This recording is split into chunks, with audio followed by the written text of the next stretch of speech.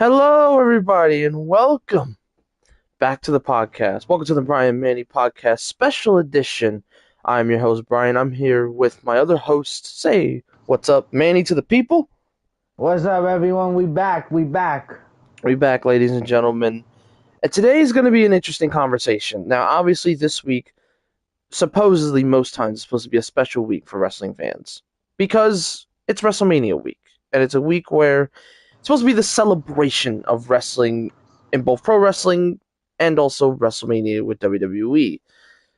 And I would say that for most of the indie companies, as a indie guy myself, they've definitely come in droves. And a lot of the shows we're going to watch tomorrow, we're very excited about.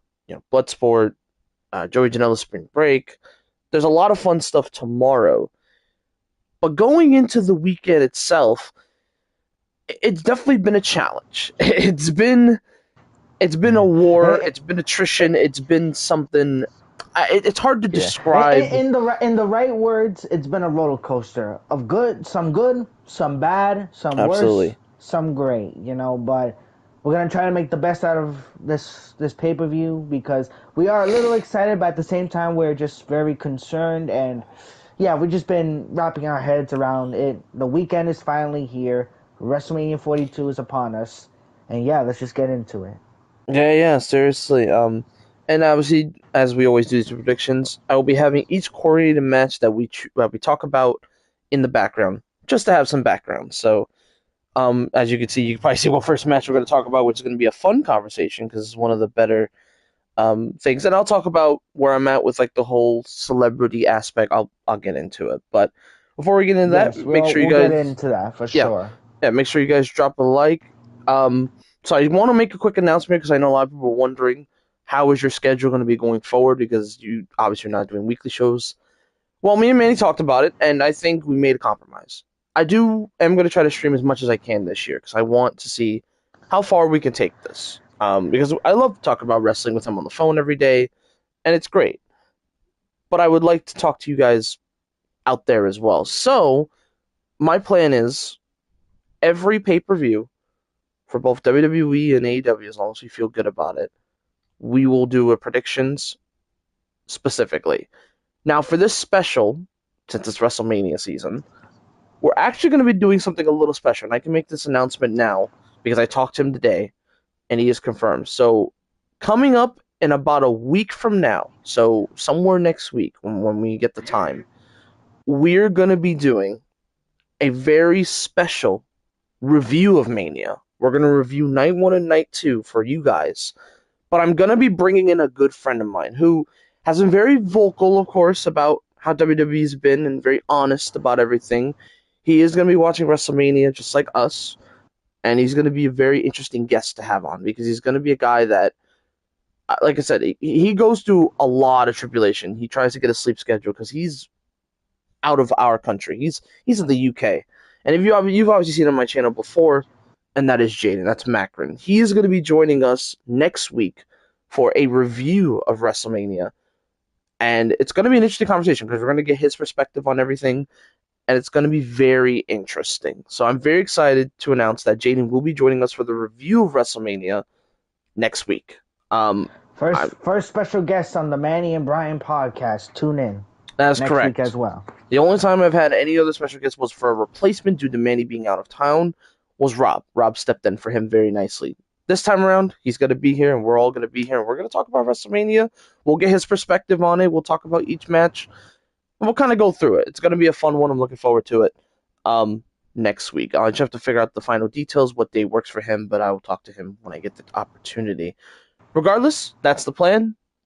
So, without further ado, let's get to it. I'm going to be posting on my Instagram that we are live, so if you guys want to join in, um, so basically just hop on in when y'all are ready to go, and we're going to set to talk about WrestleMania Night 1 and Night 2. We got a lot to cover, so there's going to be some Yes, we matches do. that we're not going to do too much history on because a lot of it doesn't really have a lot of build, and I'll also explain the problems with that, but we'll get to that.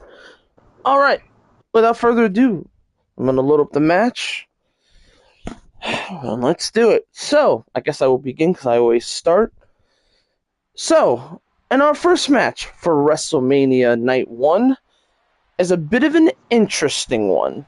The reason is because it is celebrity involvement, but I will give WWE this. This is the best celebrity involvement out of probably the whole build.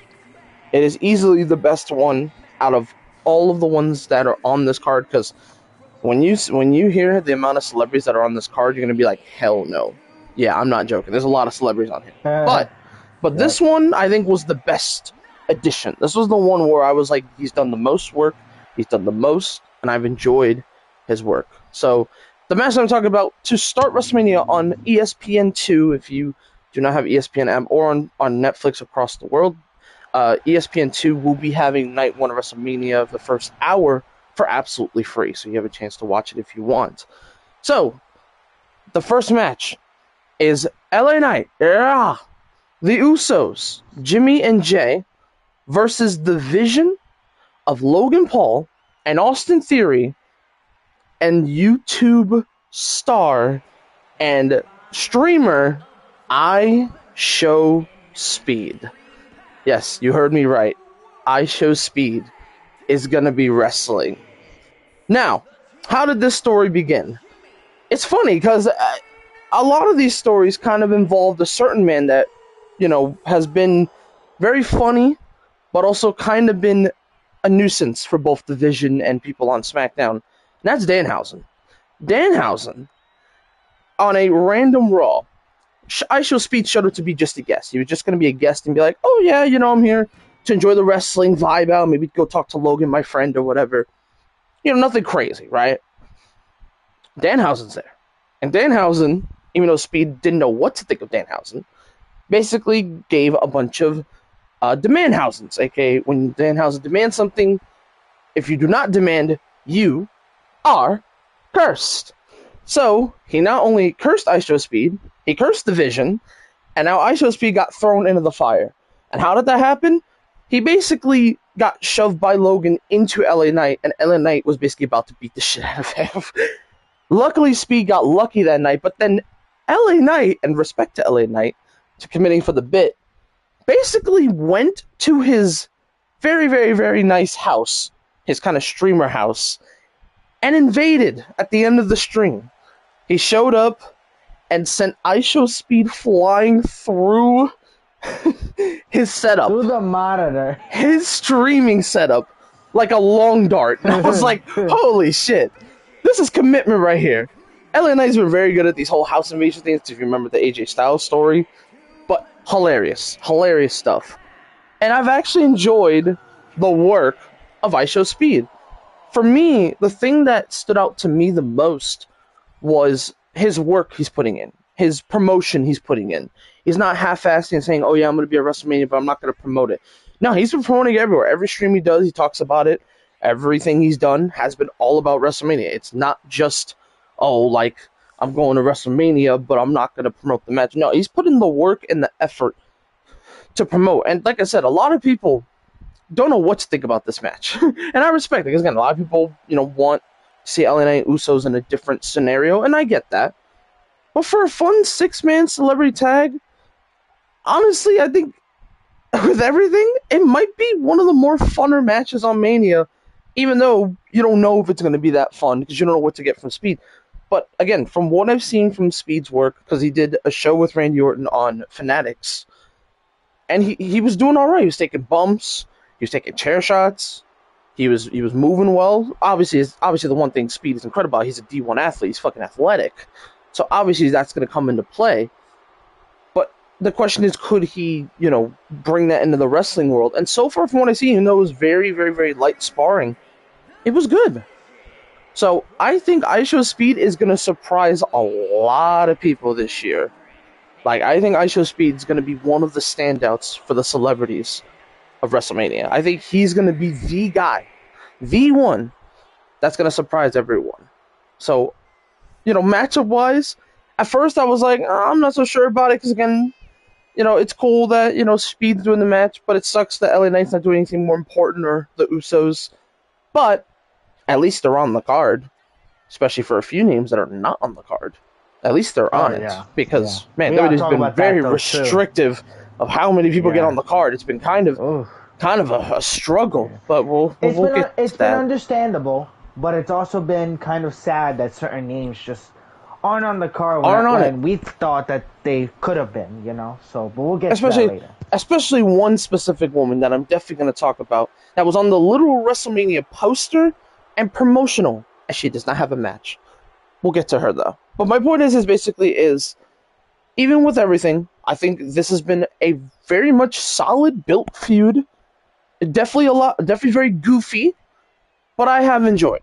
I have enjoyed the work of everybody. I have enjoyed, the work of Speed on TV. He hasn't been as annoying as most celebrities. He's been fun to watch, and I've had fun watching Speed. So overall, what do I think of Speed in WWE? I think he's going to surprise a lot of people, and I hope he does because I genuinely think he's a hell of an athlete. So expect some crazy stuff. Now I've previewed it. Now on to my predictions.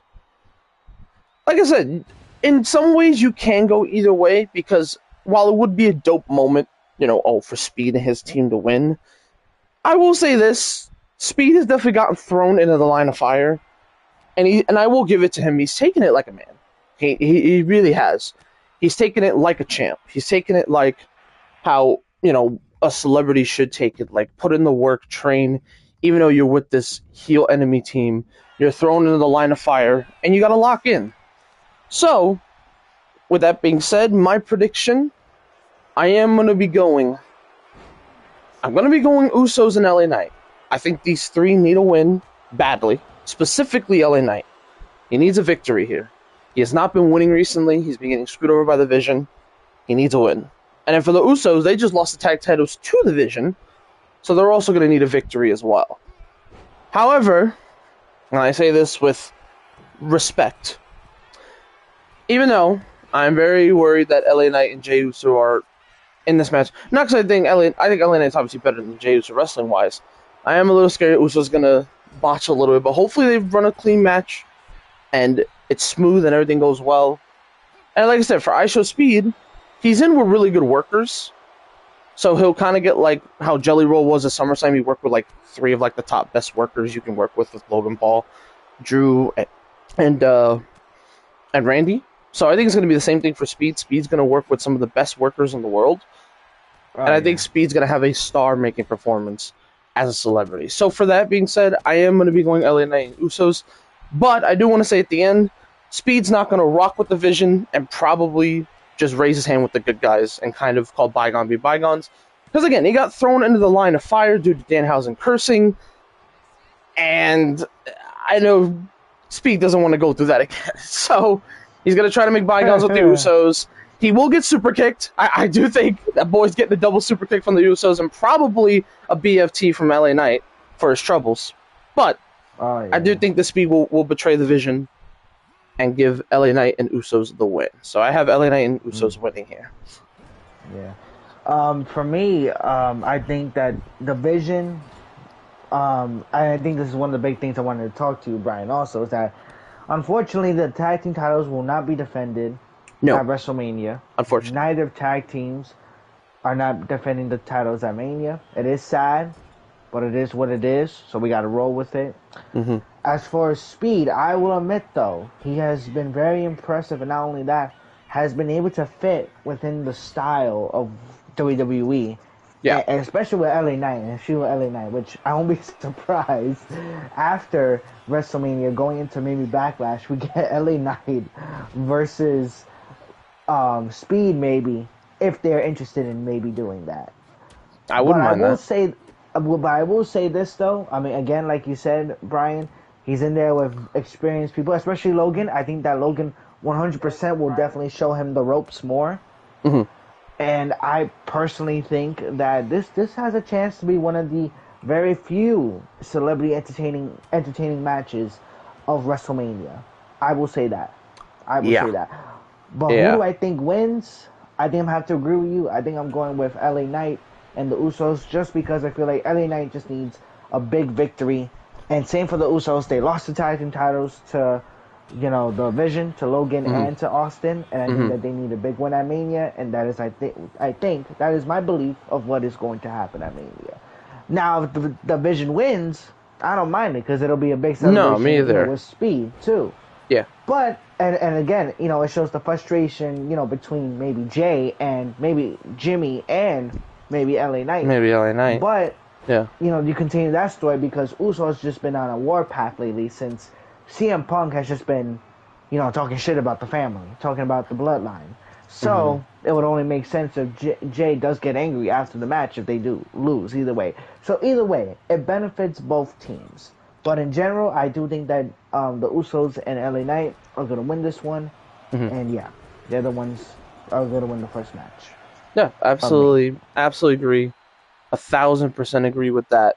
I think in general, like I said, the work that Speed and everything has done wonderful work, and I've absolutely loved what WWE has done to promote Steve and Speed and be like, all right, Speed, this is going to be your first WrestleMania, but as long as you put the work in and stuff, we'll do the promotional stuff, we'll do the videos, we'll do like the stream with LA Knight where he invades and everything, and I generally enjoyed that kind of style of like realism, but also keeping it grounded where it's not too much. So I generally appreciate the work that they've done for sure, and I've loved how WWE has booked Speed, where it's like he's not like the vocal point, but like he's like an interesting part in the story of the Vision and the Usos specifically. So I generally do enjoy what they've done with him in WWE 1,000%. So definitely excited to see what he's gonna do, what he's gonna do in general.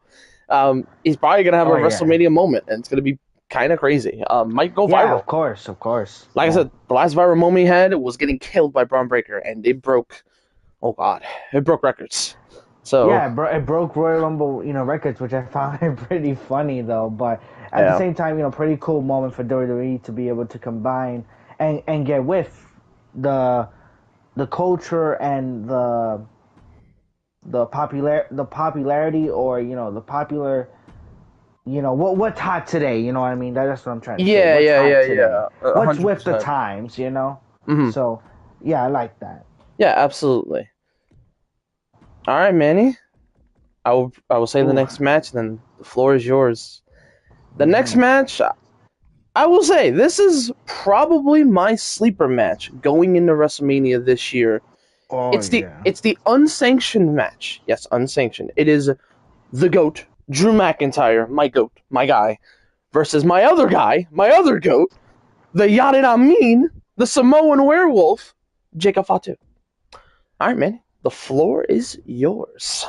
Oh man, I mean, what can I say about this match? This all started because Jacob Fatu returned, costed Cody Rhodes the WWE title, I believe, on a SmackDown in Berlin, if I'm not mistaken, right? You are very correct. Yes, it was in Berlin. Yes. Since that point, they have been at each other's throats since then with Cody, but now Cody is not in the picture. He's in the world title scene, which we will talk later about that, as we have some grievances about that match. But anyway, to continue on with this, it's just been a lot of back and forth, amazing promos left and right, and personally, one of the last few SmackDowns, they gave us one of the most epic brawls in a Oh long yeah. time on Oh yeah. on television. Oh So yeah. shout out to those boys, because not even to the goats, because I know they're gonna cook going to this WrestleMania, There was. and it is definitely my most Hmm. anticipated match going at Oh, Mania. understandable. One thing I want to note is, and this is me butting in real quick. What I love Go about ahead. these brawls they've had, I think it was like 2 to 3 weeks ago when they did the whole spot where they basically killed each other in the background. They Yep. brawled through the whole show. Not just Yep. one brawl. They had two brawls throughout the whole show. It started off in the beginning where Drew was talking shit. Jacob comes out. They start brawling. Jacob puts him through a table. Shit's crazy. Shit's already crazy enough. Then we go backstage in a middle segment with Solo after Solo losing to the Wyatts and stuff. He gets mad at Tama after losing the tag titles, and all you see is just Jacob and Drew just come flying into the screen, beating the shit out of each other. I'm like, oh my god, this is crazy. And then the final one, obviously the big one that ended SmackDown after the Cody and Randy stuff just dissipated and everything.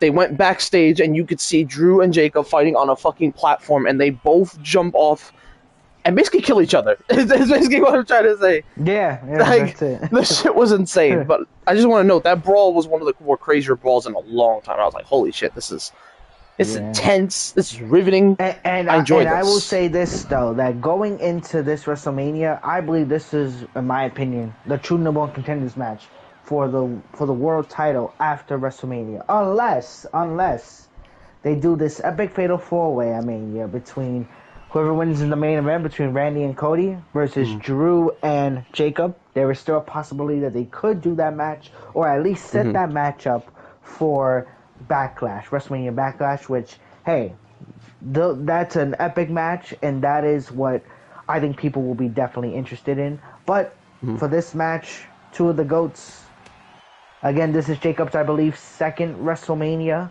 He already won his first WrestleMania with the U.S. title on the line, defeating LA Knight last year. Now he's in a big epic feud with a world champion caliber Drew McIntyre, the GOAT.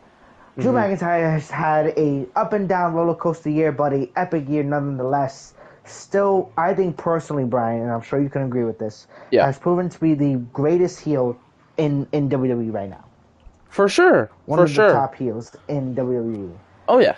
And Oh he's yeah. just been 100%. incredible. While Jacob Fatu has also been incredible, one of the most over faces in WWE as well. And I personally believe will be a future champion. Everyone sees it in him. Everyone sees the potential of Jacob Fatu winning the world title and being one of the faces of WWE for a long minute. A A lot of people see 100%. that in him as well. But I do believe that this, and not only that, this is an unsanctioned match. So anything goes, no matter if anybody interferes or not. Whoever wins this match is a real winner going after WrestleMania. I 100% agree. So who do I think wins this match? Whew. You know what? I believe this match, the victor of this match, will be Jacob Fatu.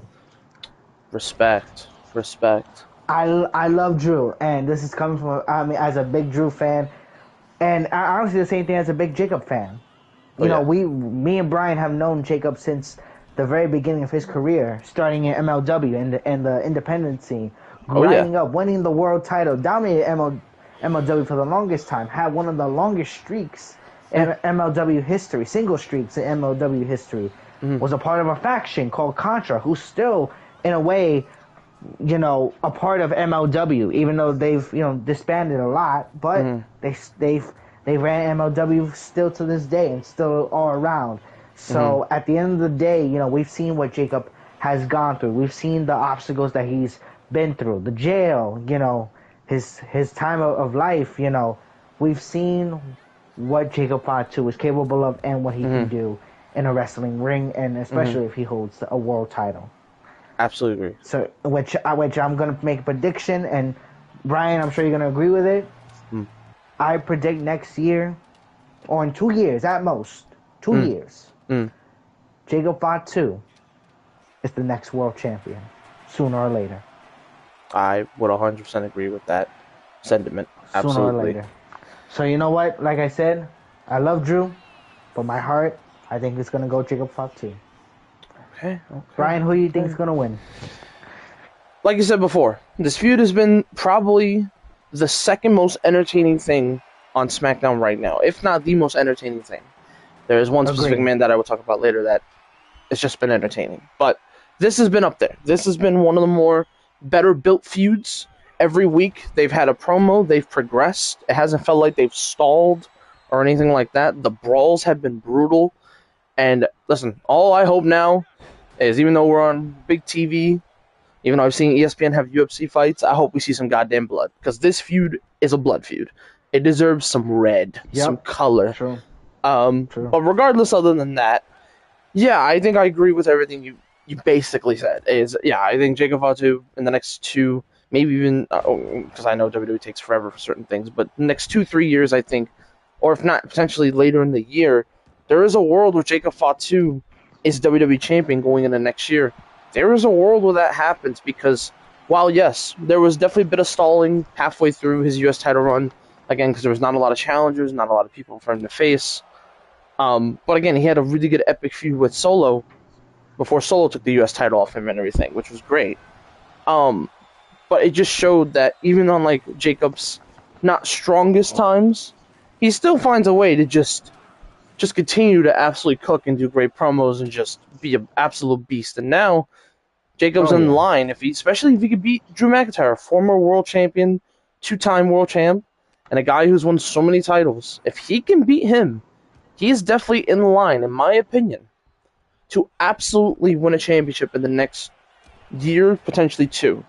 Because you could beat a guy like Drew McIntyre, like it shows, your stature, your potential has finally been reached. Because like I said, when Jacob first joined WWE and was part of Solo's, bloodline, I was like, oh yeah, this dude Jacob's going to be a menace, and he was. Since day one, he's been a menace, and it's been super fun. It's been incredible, and now he's, obviously liked by the fans. He's a babyface now, one of the more likable, crazy monsters in this division.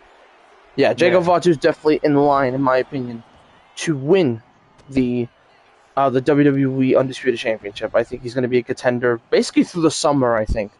So I think I agree with you. Jacob Fatu definitely needs this victory.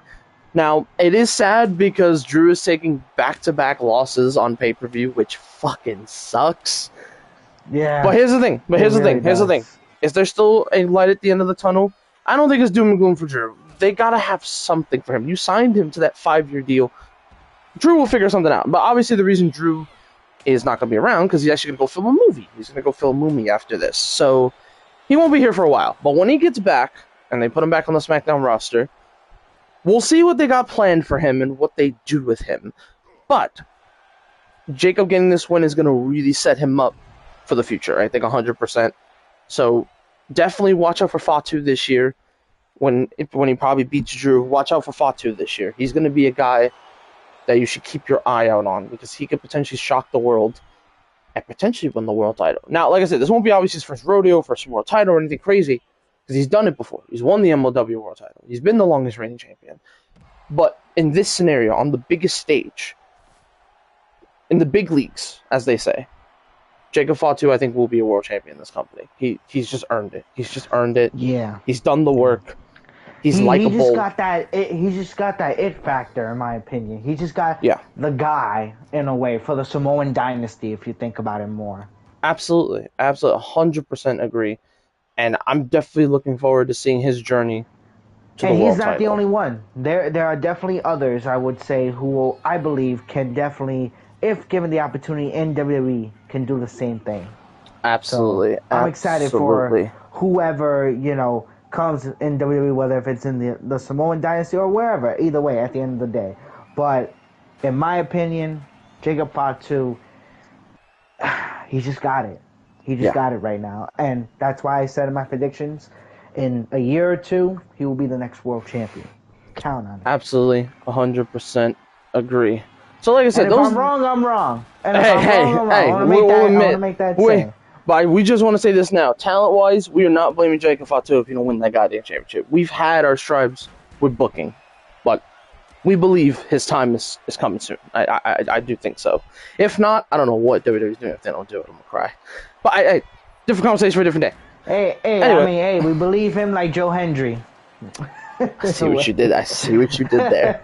You are We correct. believe him like Joe You are correct. We'll see. We'll see. Yeah. So, like I said, those two matches will be free on ESPN2, and obviously, if you have an ESPN app Unlimited, or if you are Netflix internationally, like some of us are, basically, that's where you're going to get these two matches. The rest of the card will be on ESPN Plus and Netflix internationally across the board. So, now, like I said, I don't know the rest of how the match order will go, so we'll kind of go on the fly, and we'll just kind of go from there. So, after that grueling unsanctioned match, what is next? Well, you can go different directions. You can go different ways. I'm gonna go. We'll go to the quick one. We'll do the Women's Tag Team Championship 4, because I feel like we started hot. They're gonna cool off a little bit, and then they're gonna get hot again. So I'm gonna go the WWE Women's Tag Team Championship 4 Fatal 4-Way. Yeah. because they're. And you did say real quick though that Jacob Fatu is going to win the match, correct? Or you went with Drew? Oh, oh no, 100% want Fatu. I Okay, 100% bet, agree with your bet. sentiment. 100%. Um, Yeah. but yeah, so now WWE Women's Tag Team Fatal 4-Way. The teams go as followed. We have Charlexa, Alexa Bliss, Charlotte Flair. We have the Irresistible Forces, Nia Jax, and Lash Legend making her first WrestleMania. Good for Lash. We have Lyra and Bailey. Yes, Bailey is back on WrestleMania finally after the injustice she had last year. I'm very happy Finally, she's back. Good to see finally. her back. Lyra Valkyrie also returns. And the return now, I will talk about this in a moment, but it is scheduled. Just want to note, scheduled to be the Bella Twins. Scheduled because there's a situation. I'll explain in a second. But yeah, Bella Twins are scheduled for this match. Now, why do I say card subject to change? Well, because unfortunately, not Brie, which obviously good to see Brie back. Nikki's leg injury is a bit unknown right now. She's kind of a game time decision where they're like, okay, is she gonna make it? Is she not gonna make it? If she doesn't make it, okay, if she does not make the WrestleMania card, and she cannot make it on the Mania due to injury, they have a replacement last minute to make the announcement, and it sucks because this woman's not going to be on the card because of this reason, and that is Asuka and Kairi, the Kabuki Warriors. That's only if the Bella Twins are a no-go, and they can't go. They have to put in someone else. Even though, I want to call a little, I don't want to say bullshit, but we'll call a spade, a little bullshit. You still technically have three other teams. You don't really need to make it a four-way. I get you promoted as a four-way, but you could always change it on the fly. WWE. So, don't know about that call, but I'll let you fly for now. But I'm not happy about it. But regardless, well, I'll say why I'm not happy about that. But regardless, so how did this all play out? Well, it started off in the beginning of the year. It's kind of crazy. It started off in the beginning of the year as Riho, aka Rhea and Io, won the tag team titles. They've been a team for roughly a couple months at this point. They were helping each other out with the Asuka situation, and they've kind of just been friends since then. They've been basically close friends. Mm-hmm. And the relationships have been really good. People have kind of connected with them, and they were having a really nice tag title reign, defending it every week. However, a fortunate situation because Jade Cargill, and I will talk about her later, her reign kind of hasn't been the greatest, so they needed a big person to win the chamber, and that's where Rhea Ripley comes in. Rhea Ripley won the chamber, and she challenged Jade for the women's title. So now, Riho and Io have to get split up. They have to go the other direction. Io goes on Raw, Rhea goes to SmackDown. So, why does that affect that? Well, because we needed to crown new champions. So, the night before Rhea won the chamber, they had the Irresistible Forces, Lash Legend and Nia Jax, win the tag titles. Very surprising. But I will give it to Nia and Lash. They actually have been very entertaining. I will give it to them, even though it was very last minute on the fly. I've enjoyed the work. I've enjoyed the work of both Last Legend and Nia Jax, specifically Last Legend. I think Last Legend is like kind of like a maybe not charisma wise yet. I think she's still growing on that when it comes to promos and charisma, but she has the look, she has the body type of like a future women's champion. I think generally Last Legend, who really started really slow in NXT, but then she joined Meta-4 and then got called up immediately for good reason. She's proven that she can be a player in this division if done right. She could be a interesting person in this division, and it wouldn't even surprise me if like when her and Nia break up or not, or they go their separate ways. It would not surprise me if Last Legend potentially goes in a division that needs challengers, and like the mid card scene. I would love that for her, and then maybe she goes for the women's title in the future. But again, that's just me wishful thinking. But again, I got to think like WWE. They unfortunately don't really care about the women's U.S. title, and it sucks. It's the truth, but it sucks. Yeah. Oh Um, man. but regardless, I have enjoyed the work of Lash Legend and Nia. I've enjoyed the work of them. I think they've done a wonderful job with those titles. Even though that wasn't originally the original match, I am happy these women are getting on the card, even though It's definitely cooled off a little bit. It's still interesting because there's a lot of good teams in here that I like. I like a lot of people, but I'm hoping after this, a lot of the teams either disperse or move into divisions that are much needed, especially Jade's division. Oh my God, Jade's division needs it bad. So I'm hoping Oh by yeah, WrestleMania yeah, we start getting some singles feuds for whoever wins between Jade and Rhea, and then obviously on the other side for Raw, and we'll talk about this match probably next, probably. yeah. The one with Stephanie and Liv, whoever wins that, we got to get some feuds. So for now, who do I think wins? Now, usually for these kind of fatal four ways, I usually pick three picks, but I'm gonna go very simple here, and I'm gonna rest my case why. I do have a backup pick if anything goes wrong, but my main pick is a team that, after all the bullshit that this woman went through, she deserves something nice, and that is the fun team of Bayley and Lyra. That is my choice. Oh, Listen, I get it. Listen, Bayley's been through it. WWE has put Bayley through hell and high water last year, missing yep. Mania and then getting into an incredible feud with Becky Lynch and Lyra for the IC title. Hell of a year for Bayley, even considering everything. But if you want to Yep. reward her and say, hey, we're sorry after what happened last year, and reward her nicely, you give them the women's tag titles. And same for Lyra. Lyra lost the IC title and hasn't won a title since then. So I would argue she also deserves this as well. So I am going to be going by Bayley and Lyra. I'm pushing for them so hard to win this. If not, if I have to pick a backup pick, it's hard because all these teams have at least one, well, except for maybe one team, have won or at least competed for it. I guess if it's not going to be Bayley Lyra, I guess I'll be okay with the Bellas because they've never really won women's tag title gold when they were around. So it'd be kind of like a legend kind of play where they have maybe a short run with the titles. Maybe do that. But I'm obviously pushing hard for Bayley and Lyra to win these titles because god damn they did Bayley dirty last year. So I'm hoping she wins and wins the titles with Lyra and they have a great moment. So I'm going Bayley and Lyra, but if I had a backup pick, I'll say the Bella Twins. If the Bella Twins can go. If the Bella Twins can go, then they have a chance to win. But if they're no go and Nikki's hurt, can't make it in time, and Asuka and Kyrie have to replace, then I'm going to be pushing for Bayley Lyra. But Bayley Lyra is still my main choice, even if the Bellas go in. So Bayley and Lyra is my choice. Yeah, yeah, and to continue on to what you were saying, I mean, I got to be honest with this though, Brian. This women's division, tag team division specifically, has just had a phenomenal run this past year, Mm-hmm. and it's gotten so much attention, so much respect, so much dedication put into it. You know, I feel sad for the men's. I hope we can have the same action for the men's the same way going into after Mania at least.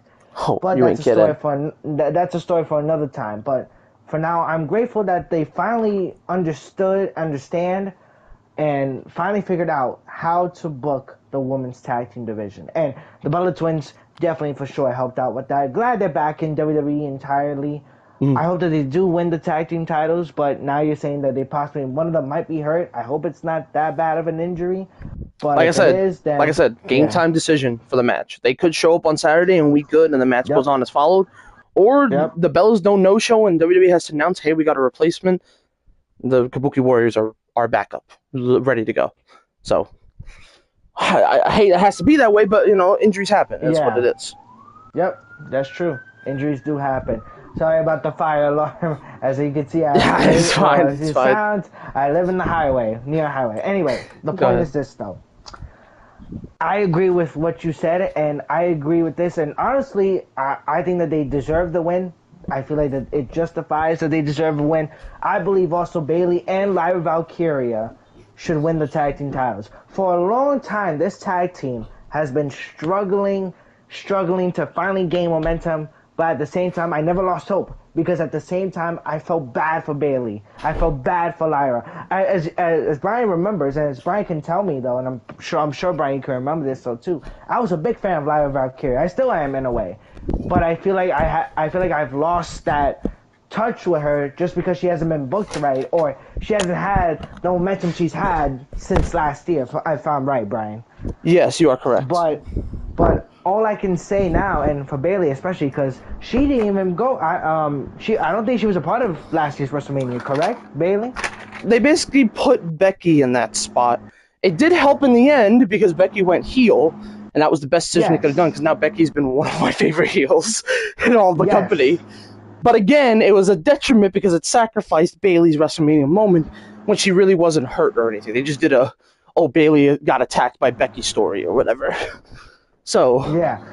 But yeah, no, I mean, the point is that, yeah, I feel like that Bailey has been robbed for a while now. I mean, she's slowly gained momentum, but I do hope that this is finally the big break with this tag team. And I hope that they finally get their moment at Mania. If they don't get their moment at Mania, I'm not gonna lie, I'm gonna be sad. I'm gonna be like, at I this am point, gonna be just break up sad. the team. I am. At I'm this gonna be point, so just break up the sad. team. Yeah, I'm gonna be so sad because God, even Yeah, like I said, they deserve it. They deserve it. even with the veteranness of Bailey, I mean, look at the work that Lyra Valkyria has done. Every match she has on Monday is must-watch TV. She is generally a future Yeah. women's world champion, and WWE is not honoring that, and that sucks because Lyra has grown so much in character and work. It's ridiculous. Like, I generally think Lyra has been one of my favorite call-up additions that people don't talk about as much in a long time because like a lot of the call-ups they do could be hit or miss except for this recent class. My God, this recent class has been phenomenal. But like the old class when they got called up, I was like, damn, Lyra has a chance to do some great things here. It's gonna take time, but let her cook a little bit. She might be kind of good. I was right. And now people even understand it. People are rooting for Bailey and Lyra to win this. I hope they do. I hope they do. I hope the momentum Yeah, pays no, off. I hope it happens. I really do I hope really do as that well. it happens with them especially. But if I have to pick, and Brian, I was gonna say this to you though, I think that we should, for this predictions war and moving forward possibly, we should at least still give ourselves the point. If not, if our first team doesn't get it, at least another team, especially with multi-man or Okay. multi-people Okay. matches. Okay. Yeah. I think No, that we should be able to give I can. ourselves still a little bit of points. Maybe not much, like you said. Like maybe we can do half a point since our main ones Okay. what Okay. didn't win. But Yeah. No. we are in agreement that we are still choosing Lyra and Bailey to Bailey. win the tag team titles. But But if you have a I'm not backup gonna lie team, though. Yep. If I got a backup team, I gotta go with the champions. I feel like Nia oh, and okay. yeah, I feel like the champs could retain. I feel like Nia and Lash, especially Lash, has done phenomenal work as a tag team. Probably Nia's best work in a very long time since probably I would say a little bit with Tiffany, but at the same time, that was also a mixed bag. Yeah. But the point is that ever since Nia has come back, she's just been getting back like if she never left. Mm. Had a women's world title run, and now a tag team title run. And not only that, though, with a young rising star like Lash Legend, who had a phenomenal, and Brian, you can agree with this, a phenomenal Royal Rumble appearance. You know what? Let's give a hand clap for Miss Lash Legend for a little bit, because she's just been phenomenal since coming to the main roster in just a short amount of time. Was it shocking that, I felt that, her leaving NXT was too early? Yes, but I'm not going to lie. It has benefited so far since she's come to the main roster. And getting, an all-experienced big woman like, Nia Jax, to help her out with that, and especially with maybe a future Hall of Famer in the future with Nia, that comes in props with Miss Lash. And I can't wait to see what she does to finish the rest of this tag team or, as a single star whenever, she gets that opportunity. But in general, I'm excited for this tag match. This match could be a very sleeper match for the WrestleMania card, and I'm excited. So 100%. I think, like I said, my picks are Bailey and Lyra Valkyria. That's my first pick, and then my second and final pick, if it is the confirmed teams, I am gonna say the champs retain at Mania. Okay. So mine is obviously Bailey Lyra. I'm pushing from them hard, of course. But if I had to pick up a backup team, I'll go Bellas. If they're good, if they can go, I'll go Bellas. If they can't go, then I'll go. Actually, I think I agree. I think champions probably retain. Yeah, actually, good point. Yeah, probably champions retain. If the Bellas can't go and I need to pick an extra choice, I'll just go with the champions retaining. So I agree with that. Yeah. All right. Yeah, no, yeah, I'm interested. Anyway, for our next match, as I would like to advise to go next, what direction you You want to know go. what? Let's get into an interesting match as well. You know what? Let's go with the women's world title match. Okay, all right. Okay, go for it. Floor is yours. Now, now this match, this Raw Women's World Title match, has been the most built up, the best Women's World Title match in a long time, in my personal opinion. I have not seen this excitement, this much chaoticness, this much beef, this much rivalry in a women's match in a long time. I And agree. it's just phenomenal work, especially with Stephanie Van Cure has only been on the main roster for like what, a year or two at this point, Brian? A year. Yeah, give or take. Yeah, a year, give or take. She she she just continues to excel, and I'm glad that even though it was short her time on NXT, but again, once again, has excelled to the level of what we've expected her to be, and what WWE I guess expects her to be. So she's done phenomenal work. Same for Liv Morgan. I was so excited when she came back from her injury, and of course, Brian, I'm sure you felt the same way as well. Mm-hmm. And yeah, she's ever since she's come back, she's been on a revenge tour, as her words usually say. And I feel, in my opinion, that, and in my words, Brian, Mm. she will be the next Raw World Champion, Women's World Champion at WrestleMania. So that is right. I believe we are going to get a new Women's World Champion in Liv Morgan. Okay. Let me talk about this feud real quick. This feud right Mm-hmm. here is the perfect example of using your time wisely. These women have not had as much time on TV as much as the Jade and Rhea feud. I think they've only had 5 minute to 2 minute segments per week. But guess what? They've had the best women's build of this whole WrestleMania card. It's been intense. It's been riveting. It's been incredible. It's been fun. It's been chaotic. It's been wild. It's been kind of insane what this feud has done for these two.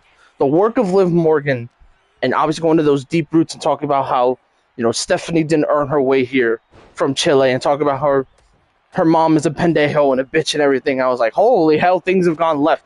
But then shout out to Stephanie, who has the improved English after taking English classes in America. Her English is a way better now. So she's even able to bring in that Spanish flair, but also use that English language so people understand what she's trying to say. And she's very fluent now. It's impressive how fluent Stephanie has gotten for only being here for over a year. It's incredible what Stephanie Vecchio has done in WWE. And while I do agree, some of the reign has been kind of, so much untapped potential due to the roster being hurt and a lot of pieces not falling into place. But like I said, for Stephanie Vecchio, I can't really fault her run as her fault. I gotta give the booking team some slack because Stephanie should have been defending that title every week. It should have been like Becky Lynch where she defends the title every week. But they didn't do that with Stephanie. But I will give Stephanie a ton of credit. Even when she's on TV, man, you're ready to see what she's going to do next. And she's been the most entertaining thing on Raw, other than Liv Morgan returning and winning the Rumble, which good for Liv Morgan. She finally won her first Royal Rumble. Well deserved. But I've really enjoyed this feud. Honestly, the most viral moment in this feud was that giant ass fucking headbutt. Oh my god. Seeing the scars the night after was fucking crazy. I remember reacting to it live. I was like, holy shit. Like, it generally collision type shit when it comes to these two, and it was fucking crazy. It was nuts. And also, what's great about this feud, it was able to bring back a woman that, obviously, you know me, I might be a bit biased, but I was super happy to see her back from her injury. That's Roxanne Perez. She returned in this feud Yeah. to help Liv Morgan out. Even though we don't know where Roxanne's allegiance lies right now, because she was about to talk about Finn and she never really did because of the headbutt, obviously, from Stephanie. So we don't know what she would have said, but there is kind of an interesting piece in all of this. So, now my predictions goes as follows. Now if Liv Morgan does win this women's title, I'm not going to complain. I'm not. I'm going to be like, you know what, Liv, you worked your tail off. You've earned this. This is all you. You've earned this. You've done your part. I can't complain. But on my other side, I'm going to bring up a potential chance here. Maybe not specifically with the boys of whatever's left of Judgment Day, but the girls' side. I think Mm-hmm. this is followed. Liv Morgan will obviously have Roxanne Perez try to come out and cost Stephanie the match. At first, you think, Yeah. oh, Roxanne's going to be the one to do it. Well, not really. I think for me, Raquel Rodriguez is the main wild card in this. And why is that? It's because Raquel Rodriguez cost Liv Morgan on Raw. She could have totally, won this match and be like, hey, you win the women's title, we win for the Judgment Day. But Liv got involved, and Raquel specifically asked Liv, don't get involved. And Liv got involved. So Yeah. what I'm saying right now is Mm. Stephanie Vacure is going to retain, because I think there's still legs in this run. She'll have better opponents going Oh. after Mania, but either two or two things are going to happen. Roxanne Perez is going to make her allegiance and turn on Liv, and Raquel will follow Oh. suit, and they'll go into a program, or it'll be the other way around. It'll be Raquel turning on Liv, and Roxanne follows suit, or has to make a choice. Damn, do I stick with Liv Morgan after everything, or do I stick with Raquel Rodriguez? Because again, you can't remember, you can't forget, Raquel Rodriguez had the Women's World Title won on Monday Night Raw against Stephanie in that street fight, but Liv got involved and caused the loss. And hell, I was even confident, hey, Raquel Rodriguez is about to win the championship. And it didn't happen. So to get back at Liv, there's a world where I see Raquel coming out and costing Liv. Now, would I like this match to end clean? Yeah, of course. I would love for this match to end clean. But to add to the story, because the story is very important in this, I respect it if they go this choice. Especially because we could see what Raquel and of babyface Liv, because I think Liv's going to go more face now after this, what they can do together. Because they've shown they can have great tag chemistry. But what can they do in the ring together? I think they could do something really good. And, I mean, we obviously know the work of Roxanne Perez. She's literally one of the best young wrestlers on that roster. Her and Liv could do some crazy stuff, too. I think those two could do some incredible stuff. Now, it'll be interesting to see what JD and the boys think if it does happen, or whoever's left of it. Obviously, Dom and JD are the only ones left. What they think about everything, and we'll see where Dom lies at that point. But, yeah, I do think there is going to be some shenanigans, and Stephanie will retain. Even though, if Liv wins straight up, listen, no arguments for Liv Morgan winning here. If Liv wins, listen, I got no complaints. I think Liv's going to have a great women's world title reign once again. I think she's like 30 years old right now. She's in her prime of her career right now. Like, she is doing numbers right now. So I understand if WWE goes Liv, because she's so likable. And I agree. But I think for the story beats, I'm going to go either Roxanne or Raquel turning on Liv and Stephanie Vacure retaining the women's world title, in my opinion. Wow. Yeah, I know. A little shocking. I'm not gonna lie though, but will I be mad at that? No, because I do think at the end of the day, Stephanie Vancure has shown herself to be a great champion. Was it slow in the beginning for me? Yes, but I do believe that now we're officially on the right path for it to be a great reign once again. So if that happens, hey, I'm not mad, not a single bit. Mm-hmm. But I gotta go against you on this one. I feel And like that's Liv is okay. just And that's okay. so high on them right now. That's okay. That's okay. I respect that. And if Liv does that, man, I will take the bullet and be like, you know what? Good for Liv. Good for Liv. Good for And Liv. either way, I know you still like Liv either way. So No, it's hey, not a it's thing where win-win for I both listen. of us. If anything, I Yeah. like both women, so I really don't care who wins Yeah, this, yeah. in my opinion. But if I had to like make a choice Yeah. and do like story choices, I think Stephanie's retaining. I think Stephanie's going to retain, but only because of Raquel and Roxanne, not just like a clean Yes. retain. Oh, like Liv's going to lose clean. Now, if anything, the only reason Stephanie retains is because of Raquel and Roxy trying to get involved, I think, and they're going to make a mistake or Yeah. something's going to happen, and then all hell breaks loose, and then like, oh And yeah, shit. that could happen, or they could cost Stephanie the match. Either way, though. But I think that you might be right, though. Maybe you are. Maybe you're not. We'll have to see. But again, at the end of the day, and as we both are finishing up with this part, we're not mad with who wins at the end of the day, because at the end of the day we No, like both women. We love what their work in WWE, and we're excited either way with whatever the path is gonna be for these two women after Mania. So a hundred, yeah, it's gonna be great. 100%. It's gonna be good. Okay, so now I pick. Oh, do I go with that match now or do I wait? We have 3 matches left, I think. No, Yeah, 3 matches. wait. Yeah, 3. Okay. No, we're gonna talk about. We're gonna do. We're gonna do it. We're gonna go back to the men's. We have a potential generational singles match in our hands, ladies and gentlemen. We have the visionary, the revolutionary, the man who created the vision, trying to destroy the vision, and that is Seth frickin' Rollins taking on. Even though this man is still a bitch for retiring my goat, I gotta respect it. It is the man, the myth, the legend himself. It is the Ling General. Now, this feud was very, very last minute, but I think WWE's done a fantastic job in the span of 3 to 2 weeks to build this match. It's a very simple story, ladies and gentlemen. Originally, it was obviously going to be Braun Breaker. We will talk about Braun Breaker later. I'll get to him later. But for this feud specifically, man, what a great first 2 weeks with these two. Unbelievable. I wish we had a full build with these two, because I think these two would have put on something special. But for what we were given for 2 weeks, GG's WWE. You got it. But basically, simple as this. Seth Rollins was the masked man who has been haunting the Vision for the past 5 months, 4 or 5 months, beginning of the year. They attacked during the second night of Raw. They curb stomped Theory. They curb stomped Logan Paul. They took out Braun Breaker when he was there, and then Braun Breaker unfortunately hurt his hernia. He was out. So we don't get Braun Breaker Seth, unfortunately. We almost did, but not quite. He gets hurt. And we're like, all right, what are we going to do now? Well, then Seth Rollins reveals he is the masked man at Elimination Chamber, screwing over the Vision, Logan Paul, who was in the chamber. Screws him over, and now Seth Rollins is on a warpath to destroy the Vision. But unfortunately, the story is not interesting enough because Logan and Theory are not original members of the Vision. Original members of the Vision is Braun Breaker and Bronson Reed, and both of them, unfortunately, are hurt. Oh, so you think, but I do think Bronson Reed's hurt, unfortunately.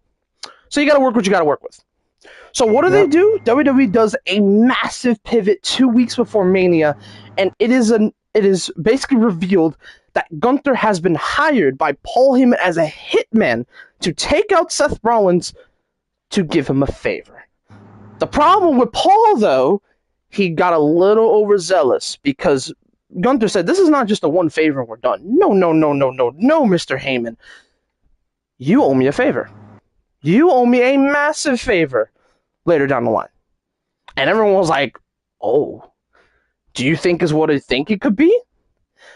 And in my head, I'm like, maybe that is the route.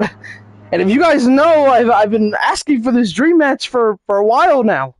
And, we can have a different conversation about it later on, but I just want to put it out in the world. If this is what they're planning, especially after what happens in night 2 with these two, it is going to be a potential generational battle later in the summer. And what do I mean by that? Is this the lead up to Gunther versus Brock Lesnar? That's the question here. If that's what Gunther wants, then by all means, let the story play out. But that's a different conversation for a different day. My point is basically Gunther asking for a favor. He's asking for a favor from Heyman after taking out Seth Rollins, or going to take him out at WrestleMania. But Seth basically questions Gunther, other than you being basically Heyman's lapdog and hitman, why are you doing this? And Gunther gave the most fucking perfect answer. I was like, holy shit, this answer is so perfect. I hate that you're the man around here. I hate that they say you're the one. You're the guy. You're the guy that everyone talks about when they come to professional wrestling. You're the guy. You're the one that's basically the guy to beat. Other than like Punk and maybe Roman, maybe. You're the guy. I hate that. You know why I hate that? Because I should be the one. I should be the guy people talking about beating up people. I retired goddamn Cena. I retired goddamn Goldberg. I retired AJ Styles. So I deserve some damn respect. I fucking love that response from Gunther. When I heard that response, I was like, Oh, that's fucking perfect. Because if you think about it, people say who was one of the greatest of all time, and Seth Rollins gets brought up in that conversation a lot, actually. But when you look at the achievements of the very short career of Gunther, dude, his achievements are insane. And he hasn't even won that many world titles yet. All he's won was an IC title and a world title. Had one of the greatest IC title runs and a very good world title ring. So overall, Gunther making a case right now. And he also retired, unfortunately, two of my goats, and retired a man that I don't hate. Questions. My point is Yeah. basically this is a battle of respect. This is not just a battle for Gunther to take out Rollins and give Heyman his favor. No, this is a battle of respect. This is a battle of who's the best in the ring. Is it Gunther? Is it Seth? Is it the archetype? Is it the visionary? Is it the ring general? Who's the best? And I love that. It's such a simple story. Just who's the best? Is it Gunther? Is it Seth? So shout out to WWE for giving us a 2-week build of just an easy feud. Who's the best? Is it Seth Rollins? Is it Gunther? Such a simple story. Works every time. Yeah. Works And even every though time. this feud was short, and I did see the promo. This was a big impact of who was the best because Gunther is tired of having Seth Rollins be considered the guy on Raw or the guy The just guy. in general in The WWE when it comes Yeah. to the pro wrestling aspect instead of Gunther. Well, we're gonna see it. Who is the better wrestler? Who is it it? gonna be Seth Rollins or is it gonna be the Ring General, the Legend Gunther. Killer, Gunther? Gunther. And even they call him Career Killer, but I'm gonna call it what it is. I feel like it's the better way to say Legend Killer. Either way, who is the best? I'm not gonna lie. Gunther winning, I think, could be great. A great big win for him at Mania. Oh? But No. You serious? No. Manny. but Manny, you're going I Seth, aren't got yes. Oh my I gotta god! go with the visionary, the Oh, I revolutionary. didn't think that would happen. Oh, okay. I am going Okay. with Seth freaking Rollins. Oh my And god. the reason why is because, in my belief and in my personal opinion, I feel he needs a big win. And what better way to get a big win by not only winning at Mania once again this year, but beating Gunther in a way, possibly revenging all the people that Gunther has retired, which includes, AJ Styles and John Cena. And I'll say a little bit of Goldberg, but mainly AJ Styles and John Cena. Which I'm very curious, and this is another thing I'm very curious about, Brian. I'm sure you can probably agree with this though too. Will John Cena ever approach Gunther again? It's a good question. It's a good question. Will we see a little host. cutscene? Yeah, will we see a little cutscene with Gunther and John? He is the host. And maybe with Seth, who knows? But mainly with those two. I think that's going to be interesting. I don't think he interferes. I don't think so. But No. I would love to see an interaction between the man that retired him and him at Mania. That would be something. Would WWE do it? I'm not sure, but I think would that love would be that. very cool, though. I would love that. In my heart and in my opinion, I think I'm going to go with Rollins in this one. But before you say who you're going to pick next, I will say that I got an interesting thing for you to say. I mean, interesting thing to ask you after what you say who you think wins. All right, so go ahead. All right, so damn, I didn't think you were gonna go Rollins in this case. Yeah, I gotta go easy here. I am going Gunther, but the only reason Gunther wins is because of either the following two things happens. Another masked assailant jumps the barricade, and at first you can't tell who it is. Like, who the fuck is this guy? Why is he here? What the hell are you doing here? A hoodied man walks into the ring, and it looks like he's about to maybe attack Gunther potentially. Doesn't do it though. He attacks Seth. Of course he does. And obviously that should probably give you the answer of who it probably is. But then the masked man goes away and Gunther basically taps out Seth Rollins.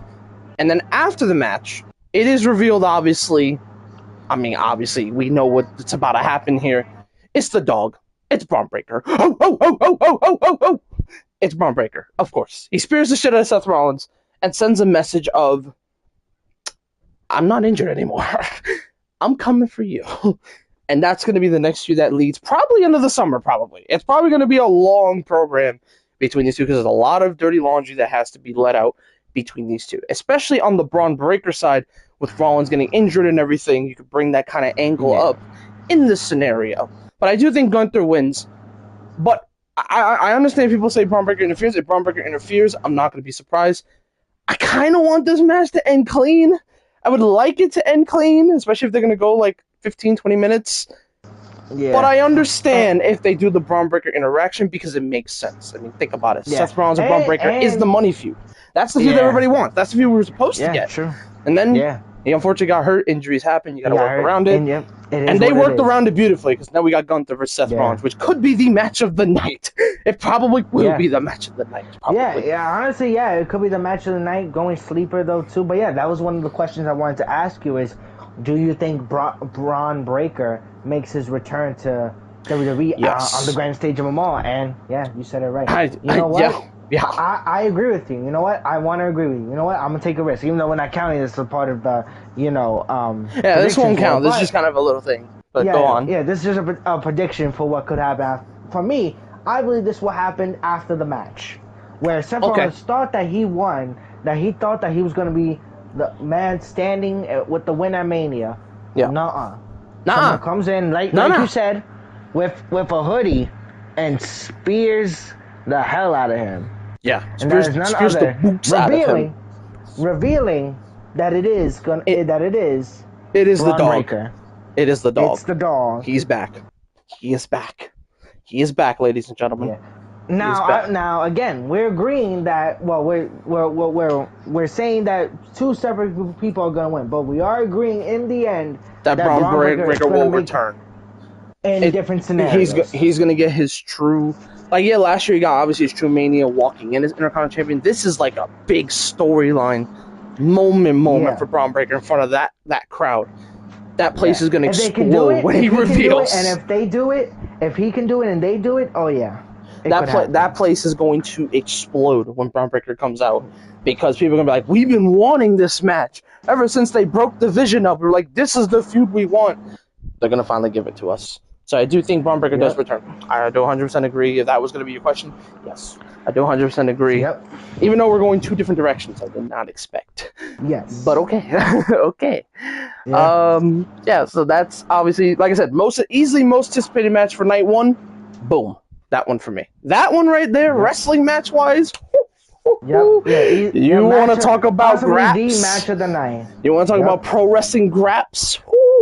That's one right there. The minute they say that match is happening next, my eyes will be glued to that TV. I'll be like, yes, run it, run it, boys, run it. So run it. Yeah, and I will agree with this though too. That match between Braun Breaker and Seth Rollins, if he's planning on returning, either at Mania or after the night after Mania, I do believe that is the match heading for SummerSlam. No, that's the big money match. They try to do something where they try to play around with potentially doing like a different kind of match, maybe Backlash, a tag match or something for Seth. And then as we go to the road to SummerSlam, that's the matchup. That's the one. Or at least that could be the series of matches. It would not surprise me if they go potentially trilogy style with these two. I think there's got a lot of legs. It's got a lot of legs, especially since there's a lot of history between these two. Yeah. There's a lot there. There's a lot meat on the bone. There's a lot there you can do. So I'll be excited to see what they do on those scenarios. But Seth Rollins and Gunther, man, you want to talk about a potential match of the night candidate and a potential match of the year contender if given time. These two are going to tore the house down. And I can't fucking wait for these two to throw hands. It's going to be great. I guess I'll quickly go through this one, and then we'll get to the controversial main event. Oh my god, that's gonna be tough to talk about, but we got a lot. Talk about it, but we'll get to that. We'll get to it. We got one more match here. We're gonna quickly go through this one because it's it's a long feud, but there's not too much to talk about because it's more of a rematch. It's for the Women's Intercontinental Championship. It's Becky Lynch versus AJ Lee. Now, I want to note this as well. I have enjoyed the work of these two. I have enjoyed AJ Lee's return so far. I hope her schedule does get more increased. I want to see her around a little bit more than what we got. But again, I don't know how schedules work, so we'll have to wait and see. But if she is starting to slowly get back into that almost kind of full-time, part-time role, kind of like what Punk does, then I think it could be really good. But generally, shout out to AJ Lee. She's really helped out the division a lot. Her and Becky have made the women's IC title the most entertaining mid-card title in all of WWE. And it's Oh been yeah. wonderful. It's been wonderful stuff. It's been fantastic stuff overall. And I've enjoyed the work of these two very much so. However, like I said, this rematch was probably a long time coming. Especially after what happened to Chamber. I was like, they're probably going to run it back in Mania. It's true. But definitely, I have enjoyed the program between these two. And I've liked the promos between the two. Yeah. Talking about AJ Lee and how, like, she got fired after Mania and everything, what happened with Vince and everything, even though not really saying his name, but obviously you know what he means. Yeah, And yeah, Becky kind of yeah. bring up the history of like, oh, you had your last WrestleMania? Oh, wait, you got fired after that. I was like, damn, that's crazy work. But it was good story stuff. And then obviously Yeah. AJ being like, I'm everyone's favorite wrestler. Who's your daughter's favorite wrestler? She's not gonna say Becky Lynch. I was like, burned, burned. So that was a nice little face to face last week. They had a nice little face to face. And yeah, like I said, this has kind of been more of a coasting feud. It hasn't been like too intense or too over the top. Kind of coasting along, trying to finish up the last match of the trilogy between these two because it started off at WrestlePalooza with the tag match, and now it's turned to this. So now it's kind of coasting, but a nice coast, but nothing too crazy. But I am looking forward to it. AJ Lee's first WrestleMania, basically basically a few years. Last WrestleMania she had was WrestleMania 31, I want to say. Yeah, 31. She was on the card with Paige, actually. Soraya. Yeah. They did a tag match with the Bellas. So it's been a while. But this one feels more like this is going to be kind of a convincing, because this is, I believe, AJ Lee's first singles match on a WrestleMania card. Let that sink in real quick, just for a second. Her first singles WrestleMania match. She's had multi-women and she's had tag matches. Not a singles match. Kind of crazy. But this era, like I said, back then, Divas era was a whole different breed. It was a whole different beast. So, but it's cool to see AJ healthy and AJ back. I'm looking forward to her first true WrestleMania entrance. And I'm obviously excited for the man's entrance because Becky Lynch is the greatest of all time. Sports Illustrated says it. Bleacher Report says it. ESPN says it. Everybody says it. So obviously I am looking forward to Becky Lynch, of course. Now, the question is, who wins this match? This one was not tough, but definitely interesting because you can go two different routes. You could have AJ Lee retain and continue going into Backlash and maybe have a young star like a Roxanne Perez or a Lyra or someone, if Lyra doesn't win the tag titles, take the title of AJ Lee and have like a young star kind of projected, oh my god, Roxanne Perez just beat AJ Lee, beat her mother in her opinion, or like her kid basically, and now is the women's IC champion. You could do something like that.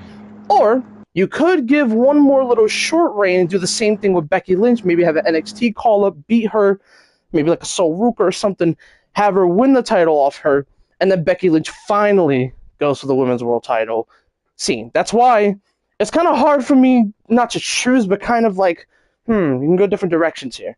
Because I would argue it, in my opinion, Becky Lynch, even though fantastic women's IC title run, some of her best work of her career, I would argue. Her best work she's had in over almost a year, I would say. I loved her work of being like Crash Out Becky and being like, I'm the greatest of all time, big time. Like it's worked. It's great. Don't get me wrong. But I'm going to be honest, she's kind of surpassed the women's IC title. I think she's ready for the women's world title. And that's why I'm saying Stephanie retains, because you could still do Stephanie Becker versus Becky Lynch for the women's world title. That screams like a SummerSlam match right there. So, I am going to go AJ Lee. I got AJ Lee retaining. But honestly, this is a pick. Like I said, I still have time to change it. I'm going to be honest, I'm unsure. Because you can really go two different directions. I'm going to stick with AJ for now. I'm not going to lock it in because we do have lock-in picks, and I'll ask those at the end. But for now, I'm going to say AJ, but I'm going to leave the door open because there is a world where I say Becky Lynch last minute and Becky wins the title. And Becky maybe drops it to like an NXT, like a Roxanne or like a Sol Ruka or a call-up or something like that. There's a world where that happens. So I'm going to go AJ. but I'm not sure about that. It's kind of hard to say. I'm kind of unsure with that one. Um, Yeah, you know what? Now that you mention it though, too, you know what? I think I'm agree with the same thing. I think that will be one of the things I have to lock in just to be sure. Because really, I don't know. I don't I'm know. still juggling around it. I am too. To think about it now, I even am. more I now. am. Yeah, because in one hand, you could say that AJ does deserve at least a little more of a run A before she run drops before it. she drops it. But Yeah. at the same time, though, it would make sense for Bailey to finally beat AJ on the grandest stage of them all. So that I'm gonna have to, still think about. But I do agree with you with your statement on, and I 100% agree that Bailey is ready for the world title again. Or Becky. You keep saying Bailey. She, Becky. I, Becky. oh Becky. Becky, sorry, Bailey. It's all good. I'm still It's all thinking good. about Bailey a little bit. No, no, it's Anyway, okay. It's okay. Don't worry about it. Becky. Yeah. I believe that Becky is ready for the world title and has been for a long, long time again. Oh And yeah. I do believe that, not that she needs it, but I don't think she needs the IC title anymore. She's No, already she done. surpassed. She's already made that title. Yeah, she's already surpassed. She's already made the title prestigious Yeah. enough. She doesn't need it anymore. Yeah. I agree. And in a way, yeah, I think it's time, I think, for her to move on from it. But we'll have to wait and see. But again, We'll there's see. still something to think about at the end of the day. So we'll see what happens later on for tomorrow night.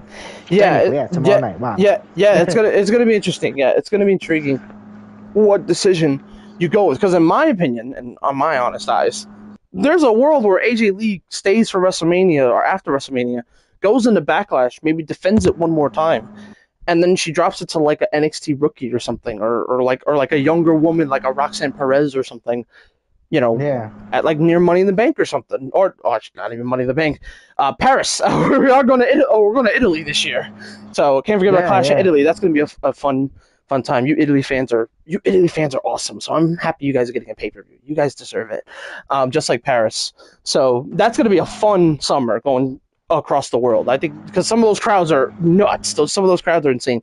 So the fact that Italy's getting a pay per view, good for y'all. Y'all deserve it. Anyway, but my point is like, yeah, it wouldn't surprise me if AJ goes to Italy for the first time and defends her championship, and then maybe you drop it. So, but then also I want to argue if you do the same for Becky, because I think Becky can have a nice little short reign with the women's IC title, continue to prove her legacy, and then boom, move her up to the women's world title, and then you can do her and Stephanie, her and Liv, her and maybe you get Roxanne in there, maybe you get Raquel in there. There's a lot more names you could put in that scenario. So we'll see what happens. But I think right now I'm unsure. I'll just say AJ for the predictions now, but obviously I can always update my pick. Yeah, probably, you know what? I want to go safe, but I'm gonna go AJ just to be safe. But I could change. If my mind changes, like I said, then we we'll have 48 hours to change our pick, because the picks end on Saturday. So Saturday morning to Saturday night, you have a day to change. So you have time to change these picks, and that goes for any match. But like I said, this is the one that I'm unsure. Most of these, I think I'm mostly like I know who I want to win. But this is the one that I was like, I can go two different directions here. Interesting. I don't know which one to go with. So, like, I don't know how to lock in yet. So I haven't locked it in yet. But for right now, just for the predictions now, I'll just say AJ. But I could always change. So same with you. You could always change your pick. So all right, that's enough. Oh boy, this one hurts my heart. Here we go. The main event of night one. Oh boy. Night one's main event is the Elimination Chamber winner, the Viper, the Apex Predator, the Legend Killer, the GOAT, Randy Orton, ladies and gentlemen, is back on WrestleMania main event. And you're like, oh, that's amazing. That's fantastic. Who is he facing? Oh, he's facing Cody Rhodes. On paper, you're like, oh, wow, that's fantastic. And then you see who Randy's with, and you're like, huh? Wait. I can't believe I'm about to say this, bro. And his manager, that feels gross. Pat McAfee. Boy. Okay, let's get to it. So, where did this feud begin? It started back at Bash in Berlin, SmackDown edition. Drew McIntyre wins the world title from Cody Rhodes. Finally gets his moment. Everyone's like, oh my god, Drew McIntyre's about to walk into WrestleMania with this title. Fuck yeah. Good for Drew McIntyre. He defends it once at a Royal Rumble in Saudi. And we're like, things are going well. Then it's announced on the pay-per-view after Chamber, Cody Rhodes, after getting screwed over in the chamber, is going to face Drew McIntyre for the world title. I got scared. I was like, shit. Drew might lose his title, probably. Yeah, he lost the title. He did. And it was because of Jacob interference. Luckily, Jacob and Drew have done a fantastic feud. So I'm still hurt about it. I agree. A lot of people are still hurt. But at least it led to this. Oh, at first, led to a generational matchup between Cody Rhodes and Randy Orton. On paper, this is a layup. This is more of a layup than the main event of night 2, in my opinion. This is an easy prediction. 20 years of history. You're like, oh yeah, WWE nailed the fuck out of this feud, right? No, sweet child. No, not the case, unfortunately. So it started off with this call. You obviously remember this when he announced this on Raw. And we're like, okay, who was behind the phone? Oh, is it his father? Is it Ric Flair? Is it Ted DiBiase Jr.? Even though that's a pipe dream, but okay, do you? Is it Kevin Owens? Oh, okay, that could be kind of cool. Is it Aleister Black? Oh, okay. There's some questions there. There's some interesting. Could it be his voices? Could it be his voices? I think personally the most uniquest and the direction that they could have gotten was with his voices. That would have been the most. That would have been interesting. / most epic storytelling ever, possibly, and if done right. Or hell, you could have been even more petty about it, make Randy even more of a bastard. You could have said it was Arn Anderson, Cody Rhodes' former manager for AEW. Oh yeah. I know. My friend Ethan brought up that idea, and I was like, "That's a brilliant idea." They didn't do it, of course, but that would have been such a cool. Just like, because again, Arn Anderson's not really signed with anyone. He's not signed with AEW. He's a legend right now in the Indies. It could have been a cool kind of like Legends contract confirmed. Have Arn Anderson come back, and maybe have the talk with Randy and be like, Cody, I know your faults. I know your shortcomings. I know how you tick, and now I'm gonna help Randy guide him through that. Or hell, it could have been Kevin Owens, bro. I get it. Kevin Owens is hurt. I get it. But you could have had Kevin Owens be a mic voice instead of him if you don't want him to get physical. You don't want him to get physical? Fine. Just have him be a manager for Randy, so then when he gets healed, you could do Cody and Kevin Owens if you want. No, we didn't get that. Yeah. What are we get instead? Well, we get to SmackDown in St. Louis, the home of Randy Orton. You were already screwed already. You knew Randy's not getting booed in St. Louis. You're fucking crazy. So Cody got booed, obviously. Cody got booed viciously in St. Louis and was beating the shit out of him. I'm like, okay, I'm assuming the reveal is going to happen in a second. You turn around, and then you see a goofball in a fucking glasses with a Randy Orton t-shirt that says, RQ everyone. And I'm like, no. You've got to be fucking joking. I just want to preface this before I absolutely destroy this. I don't hate the person himself. I don't hate the guy. Not just you. We respect the sports media giant that is his show, his podcasting, and his work. We don't hate this guy. But holy hell, what the fuck were they thinking? Okay, the person is revealed to be Pat McAfee. Okay, so like I said, I don't hate Pat McAfee. I don't hate his show. I actually like his show. I like his insight. I like his interviews. From time to time, I have it on ESPN, and I'm flipping through the channels, and it's on, and I watch it. I get it. You want to give as much media attention to this match as possible. And I respect that, because, again, Pat McAfee was probably going to hype up this match and this card anyway on his show. Did you have to bring him back for this? No. But, hey, if you said, hey, he's going to be the commentator of the main event, I would have been like, oh, okay, cool. Good to see Pat back. But then you do this?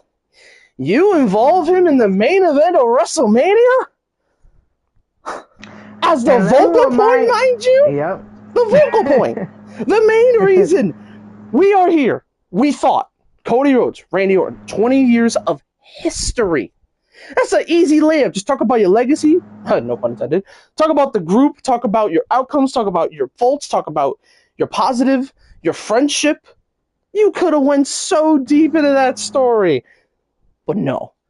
You had to bring in Pat McAfee and make it a celebrity slugfest. Why? Yeah. That's like the worst reveal I've ever fucking seen. It makes no fucking sense. No fucking sense. What And let the me ask fuck you is though this that? though. No, actually no, not let me ask you. Let me tell you guys this though. This was not a WWE move. No, no, No. no, This no, no, was no, mind you. the owners of TKO, Mr. Ari Emanuel. The higher ups. This was his call to He do. made this choice. He wanted Pat on Mania in a feud. And he did it 2 weeks. Mind you, we were 2 weeks out from Mania when he made this Yep. announcement. When this Yep. happened, we were 2 weeks out. And we were already kind of on a cold feet with both main event feuds. We're like, okay, there's some interesting stuff here. And Randy Cody has been fine, but they haven't really have a chance to have a conversation and talk. That's the one thing I've noticed about this build this year, except for a few feuds. They haven't given those boys have just a sit-down promo conversation with each other. And I get it. You want to make it bad in blood and have a brawl. That's fine. Especially for like old Brock, you obviously want to just let those boys throw hands. That's fine.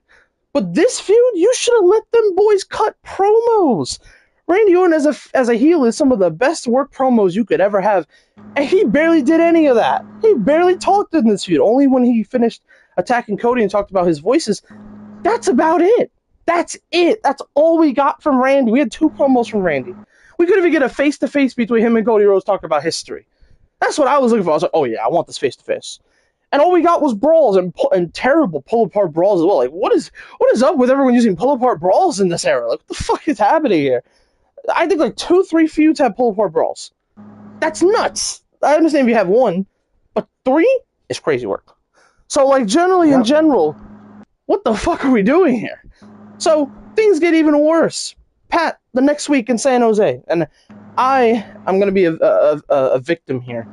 I watched that promo, and even though I understand what he was saying, not only the wrong messenger, but that segment not only fucking dragged, but the shit was ass. Especially for the person who they was attacking. Like, oh, you could have recovered and maybe have Randy attack Brandy or attack one of his family members. Even though I'm an evil bastard, I think it just would have given him more heat. No. All he attacked was Jelly Roll. Even though I thought Jelly Roll was going to have a match on Mania, I didn't think he was getting involved in this story. He's involved in this story. And now we have 2 celebrities in the main event. How the fuck does that make any sense? Yeah, no, I gotta be honest. This whole celebrity thing, being involved in the main storylines. Now, it's okay if they're in the middle of the show or in the beginning of the show. It's fine if it's a mid-card feud. It's fine. Yeah. I'm cold. Like, that's why Speed works so well, because he's in a mid-card feud, not a main feud. But why? Main event? Why? Main event? Put these guys in a main event picture that has nothing to do with them. Just why? What were y'all thinking? Have y'all not learned your fucking lesson? I'm sorry if I'm cursing, but have y'all not learned your lesson? Have you not learned your lesson the first time with Travis Scott? And which I didn't even know about this till later on, and we didn't know about this till later on. Travis Scott was also a TKO decision. A choice and decision. Unbelievable. And it was one of the most awkwardest WrestleMania main event endings ever. It wasn't the worst, but it was one of the weirdest endings ever. It's at least up there with top 5 worst for me, because the way Travis came out, you're like, oh yeah, The Rock's gonna be behind him. No. Nope. No Rock. Nope. No Rock. I was like, oh my god, if The Rock was there, it would have saved it. No Rock. No final boss. It would have been like, what was the whole point? No final boss. What was the whole point? No final boss. I was like, damn. But regardless of that, it shows. And I'm going to say this, and I've been saying this both on my live on Insta and to Manny on the phone. Mm-hmm. TKO. Stay the fuck out of creative. Oh, no, not even that, though. No, Stay out. No, I got to say this, though, too. Stay your asses in the corporate seats. All we want you to do, the only thing you should be focused on is worrying about prices, promoting the freaking ticket sales. Lower that. Oh, absolutely lower that. Lower that. And make sure that our international tours are going well, and our public and our fans are happy. That's what you guys should be worried about. All you should be worrying about is Leave the is storylines to the wrestlers. Leave the storylines to WWE. stay the fuck out. Because literally, all you're there to do is promote the show, give us some cool like cameos, so like obviously like set up the Pat McAfee show, set up the stuff with ESPN, promotional ads. Fine, do all that. That's fine. Make your money how you want to make your money, but stay the fuck out of creative plans. Stay the fuck out. We don't need you here. Listen. I get it. Listen, and I'm gonna give Triple H grace here.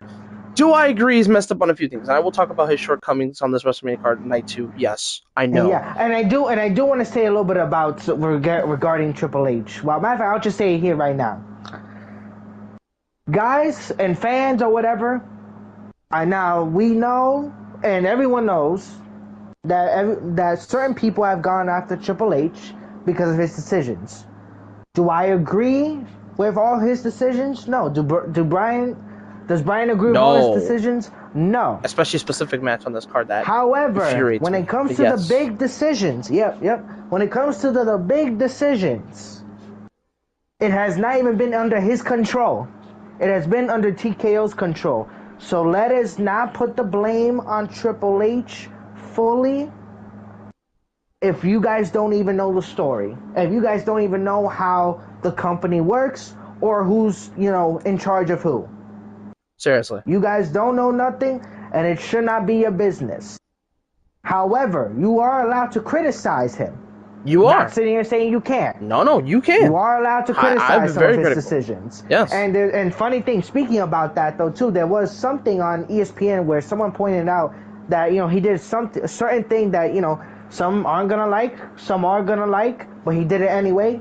Mm-hmm. And at the end of the day, it didn't work out the way he expected to, which is gonna happen sometimes. For sure. But again, though, that is something we disagree on. Now, I don't agree, and Brian, you can say this as well if you agree or not. I don't agree that he does not take good criticism seriously. Yeah. And no, I agree with that. Now I understand getting rid of not listening to bad, critic thinking or criticism. Sure.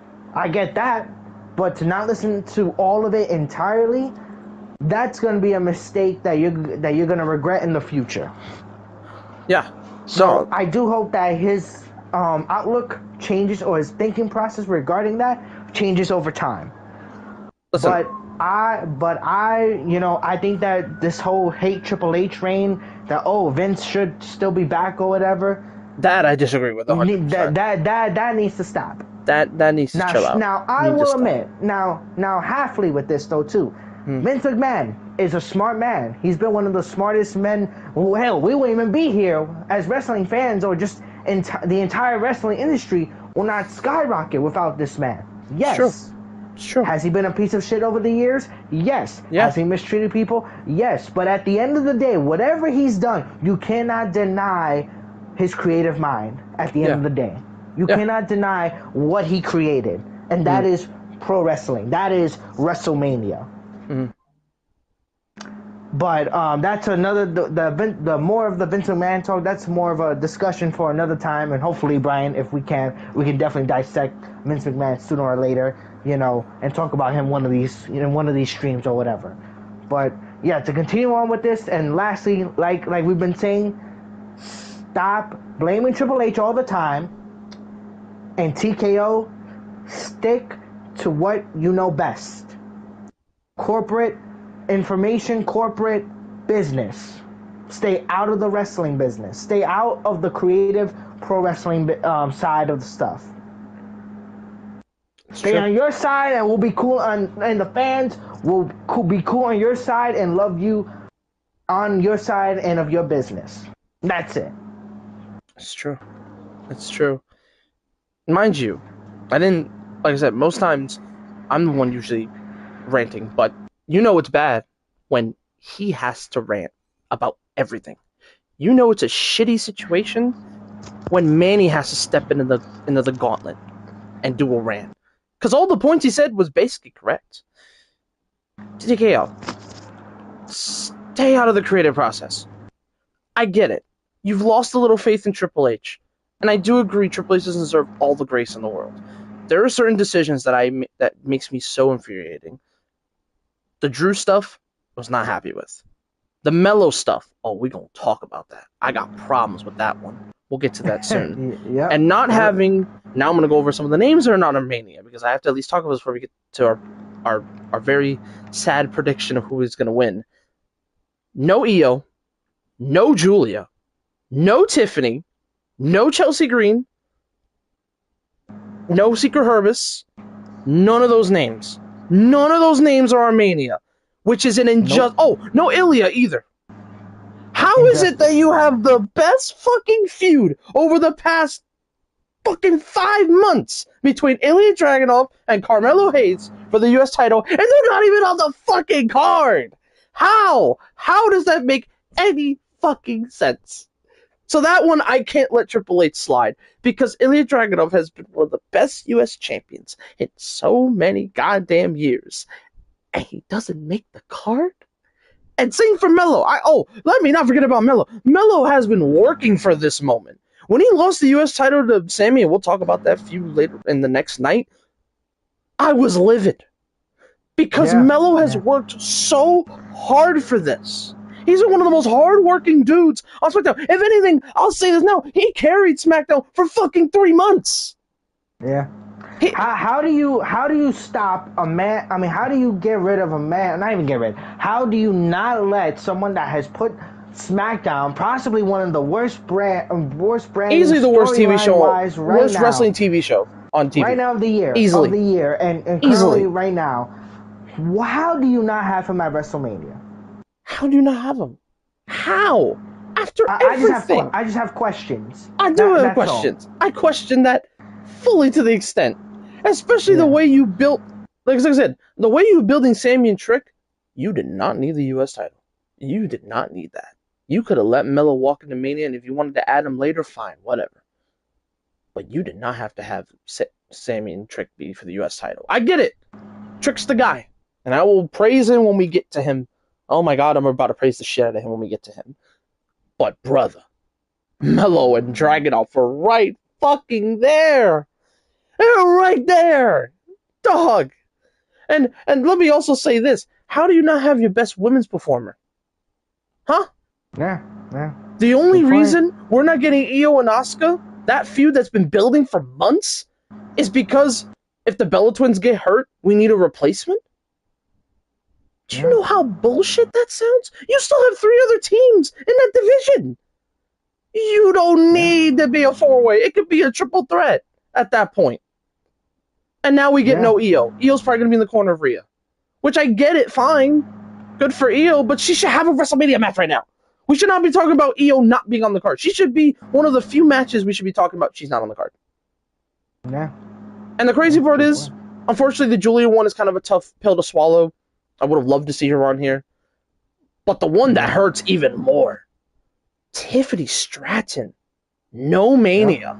She's been on the promotional for months, and she's not on it. How is Tiffany Stratton not at WrestleMania either? That's what I found crazy though. What the fuck? How do you promote her on the WrestleMania video? Same with Io as well. By the way. She was also on that as well. She was in the promotional as well. Just want to make that note. Same as Io. And you don't have them at Mania. At this point, you might as well have these women 1v1. Or at least... Dude, they were teasing it was going to be Julia and Tiffy at Mania. I will take a dream match. I will take a dream match. I will take a Tiffany Stratton versus Io Sky. Versus Julia. Have them fight Women US title. Or Boom. that. There's your match. Or hell, Asuka versus Io. Either way. Either way, it would have been cool to see them on card. They didn't get on the card. Oh, that's another weird one. If Asuka doesn't make it as a replacement, Asuka's like one thing has been always to make Mania. Even if she's on like the weirdest card, Asuka always makes it. Unless she's injured, of course. But she makes it on Mania. She's not going to make Mania, especially if the Bella Twins can go. She's not going to make it either? What the fuck are we doing here? No Asuka, no Io, no Ilya, no Melo, no Chelsea Green, even though I know Chelsea's still hurt, but she's basically getting cleared. She's almost cleared. What the fuck, bro? What the fuck are we doing here? Like, what? Like, here, I'm gonna look up this list and shout out to a creator who made this on Instagram. I think I sent it to my friend in Australia. Yeah, another Jaden I know. I posted this because he sent this to me. I'm gonna look it up right here. Listen to this list of names that is not on Mania, and then we'll talk Yep, about yep. Cody Say Rhodes in it. a minute. Say it. Tiffany Stratton, Io Sky, Asuka, Royce Keys. Okay, he just debuted, so I'll give him grace. No Solo is kind of crazy.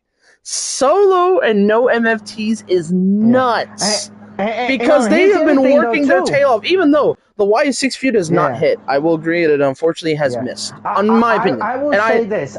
like Yeah. no Solo after the Yeah. work he's been It's putting just in is criminal. mm.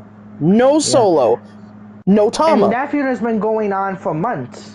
Oh yeah, For like oh two to yeah. three straight months and nothing. Literally You 4 don't even months get a this feud's spot been at going. Mania.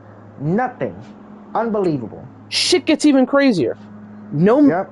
technically Miz might be on the card because of the whole Danhausen thing. No Kid Wilson. Damn, I would love to see Kid Wilson in that WrestleMania Cup. No Kid. But this shit gets even crazier. No Yep. Damian Yep. Priest, no R-Truth. Now, why do I say these two? Because they're the men's tag team champions of SmackDown. 2 years in a row, these titles can't make it on the Mania. 2 years in a row. And I get it. That division is all over the place. I get it. They're trying to rebuild that division. I get it. But you can't even have Priest and Truth in a tag title match? The Usos are not even defending. Oh, not the Usos, sorry. The Vision are not even defending their titles either. That's another title off Mania. No JC Mateo, no Mello, no Ilya. Those two hurt my soul. And no Julia. So many names. Other champions, mind you, are off this card. Yep. Yep. I Yep. thought WrestleMania, all your champions are set to defend. I guess fucking not. Because the only titles being defended is the US World titles, Women's World title, and Women's Tag. That's it. No women's. Oh, Crazy. Women's IC. No Women's US. No SmackDown Tag titles. Unbelievable. Unfucking believable. You could have given Julia a moment. You could have given Tiffany another WrestleMania moment. You could have given Io a moment. Nope. You could give Ilya a moment. Nope. You can give Mello a moment. Nope. None of them. None of them are on it. None of Not them a are on it. goddamn one of them. Not a goddamn That's one fucking of them. depressing. When I saw that, I was like, holy fucking shit, that's depressing. I said in my heart. I said, why? Why? Like I said, the one that hurts the most easily is Mello for me. Mello and Io are the two that hurt the most for me. Because Io's been on every WrestleMania she's been since she debuted. And she's gonna miss and only be a manager for real? Unreal. Unfucking real. Unfucking real. And no, I'm not counting that she's a manager as a WrestleMania appearance. I'm not counting that. I'm talking about match WrestleMania. That counts as an appearance. She don't even have that. And I also know Tiffany's criminal too. I get it. Tiffany's been on a lukewarm run, but like even her not having WrestleMania is fucking crazy. That's nuts. Unless something changes at the WrestleMania SmackDown on Friday, these are the people that are not making it on Mania, and some of them are criminal. Yep. Especially Io and Mello. Those two hurt. Yeah. WWE, Yeah, no. do better. Why are they not on the card? Do better. Do better. Do better. Do better. If you're gonna include them in something, include them. Include them. Don't say you're gonna put them on the show and then when it comes out or when the matches are finalized, you don't put them on the show. You know what you put them on? You put them on catering. You put them behind the scenes. Like I said, Io's probably going to get involved with Rhea Jade, which is good for her. But again, no match for Io. Io's one of the best women's performers on the damn roster. Yeah. She's at least top 2, 3 with Rhea and Charlotte and people like that. Or Liv, she's on that list. If anything, she's like top 2. And she's not on Mania? She's not on Mania? I have questions. No women's US tag. No Chelsea. No Julia. Damn. No, nothing. No. No, nothing. Damn. Mm-mm-mm. Because you have so many great Japanese Joshi wrestlers you can do, and you don't do it. You don't do it because of a stupid tag reason, which you don't even need that. But also, you just don't have them on there. Especially Io, because Io's been on the promotional for months. Every commercial on Raw has been the one where it shows the women, and she had her own separate promo in like the room with like the ladies. She was in the room with the women that are on that card, Yeah. and two of them are not on it, and two of them are important, and Tiffy and Io. How do you expect me to say what's next for Io and Tiffy? Because if Tiffy Nah. was set to win the U.S. title, good for Tiffy. She needs to rebuild anyway. But all you had to do was get attacked. And by the way, the weakest fucking attack on Io Sky on Raw from Jay Cargill, just a couple kendo shots, that's not enough to take out Io. That's fucking bullshit. If you put her through like tables and then maybe make her bleed a bit, okay, there's an argument there, but even that's still fucking stupid. Unbelievable, man. Do better. That's all I can say. Do better. All right, time to wrap up this shithole of Night 1 main event. Yep. Before I go to All my right. choices, I just want to say this is easily going to be, in my opinion, one of the biggest what if scenarios ever. Because we could have had a 20-year story feud culminate at WrestleMania. Mm-hmm. But no, you had to involve fucking Pat McAfee and Jelly Roll into all of this. Again, I don't hate both men, but they shouldn't be nowhere near the main event. Nowhere near the main event. Not even, nada. They should be nowhere near the main event. I don't care if they got involved in it. I would have been like, what the fuck is this? How do you not learn your lesson from Travis? I don't get it. I don't get it. I don't get it. Yep. I want to steal a line real quick from Kenny Omega. I know I don't want to make this whole AEW thing, but I think he's unfortunately onto something. Kenny Omega did a funny interview with someone, and they asked about WrestleMania, and Kenny's like, "I'm telling you right now," and this felt like more of a joking way, but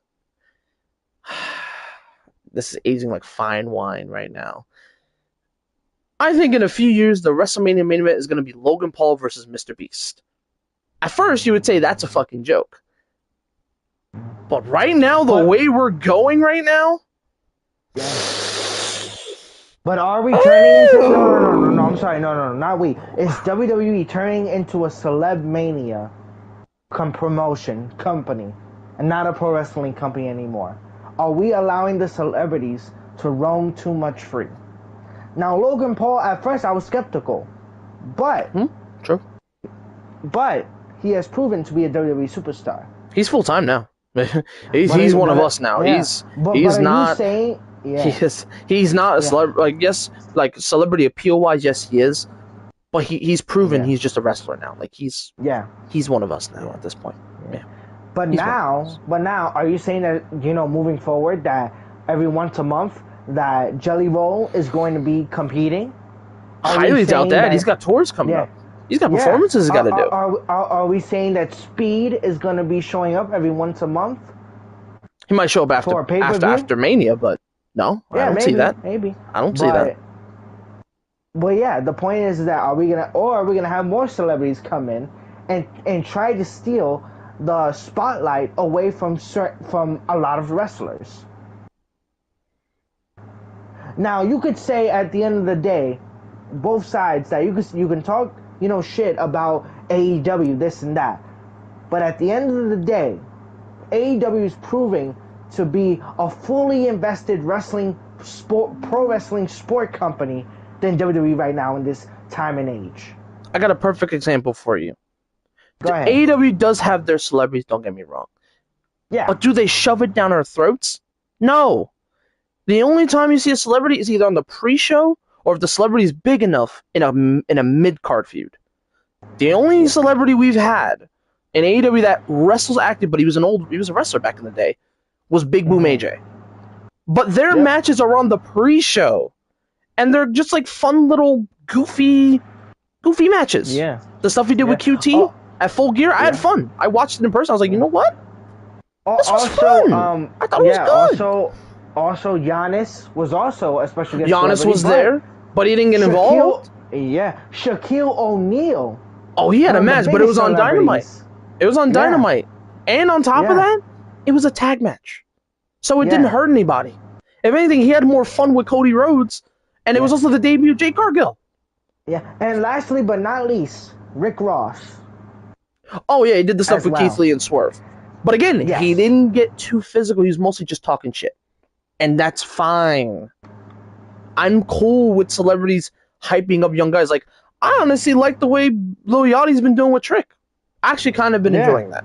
I will give it to Lil Yachty. He's a fan at heart. And I respect what he's doing with Trick. yeah, Is he probably gonna have a spot in Mania? Yeah. But possibly. is it gonna help Trick Williams? Probably. And I'm cool with that. Those kind of mid card stuff I'm cool with. That's why the speed stuff works for me, because it's not the main focus. It's a separate feud. This doesn't work because it's in the middle of your fucking main event of WrestleMania. It's in the middle of fucking Shelly Roll and Pat McAfee. And the worst part about it, I didn't even talk about this because this feud has been so shit. Randy Orton is a background character. That's Crazy. fucking nuts. And the crazy part is, you had Yeah. Pat McAfee take the championship to his stupid show and held it there like a trophy behind his back. I am so glad Cody robbed him. I'm so glad I'm Cody sorry. Rhodes destroyed his shit and robbed him. He took his shit back. Imagine if Cody Rhodes walked into Mania of night one without a championship. He did his And you whole know what I've been entrance, his hearing? special Yeah. entrance, no title, and Pat Yep. McAfee's walking with Randy Orton with the title. What the fuck? What are we doing here? And you know what I've been hearing now? You know what the news is now? That Randy Orton is hurting. Now, Yeah, I don't Randy know Orton's what that hurt. means. I'm assuming that maybe an injury. I would assume. Injury, maybe. I hope it's not an injury. I hope he's not an injury, of course. But if it's hurting, like, and when it comes to the story of what he's gonna go through at Mania, I don't blame him. I really don't. Yeah. If it's not physical and it's mental, and he's like, I'm hurting going into Mania, dude.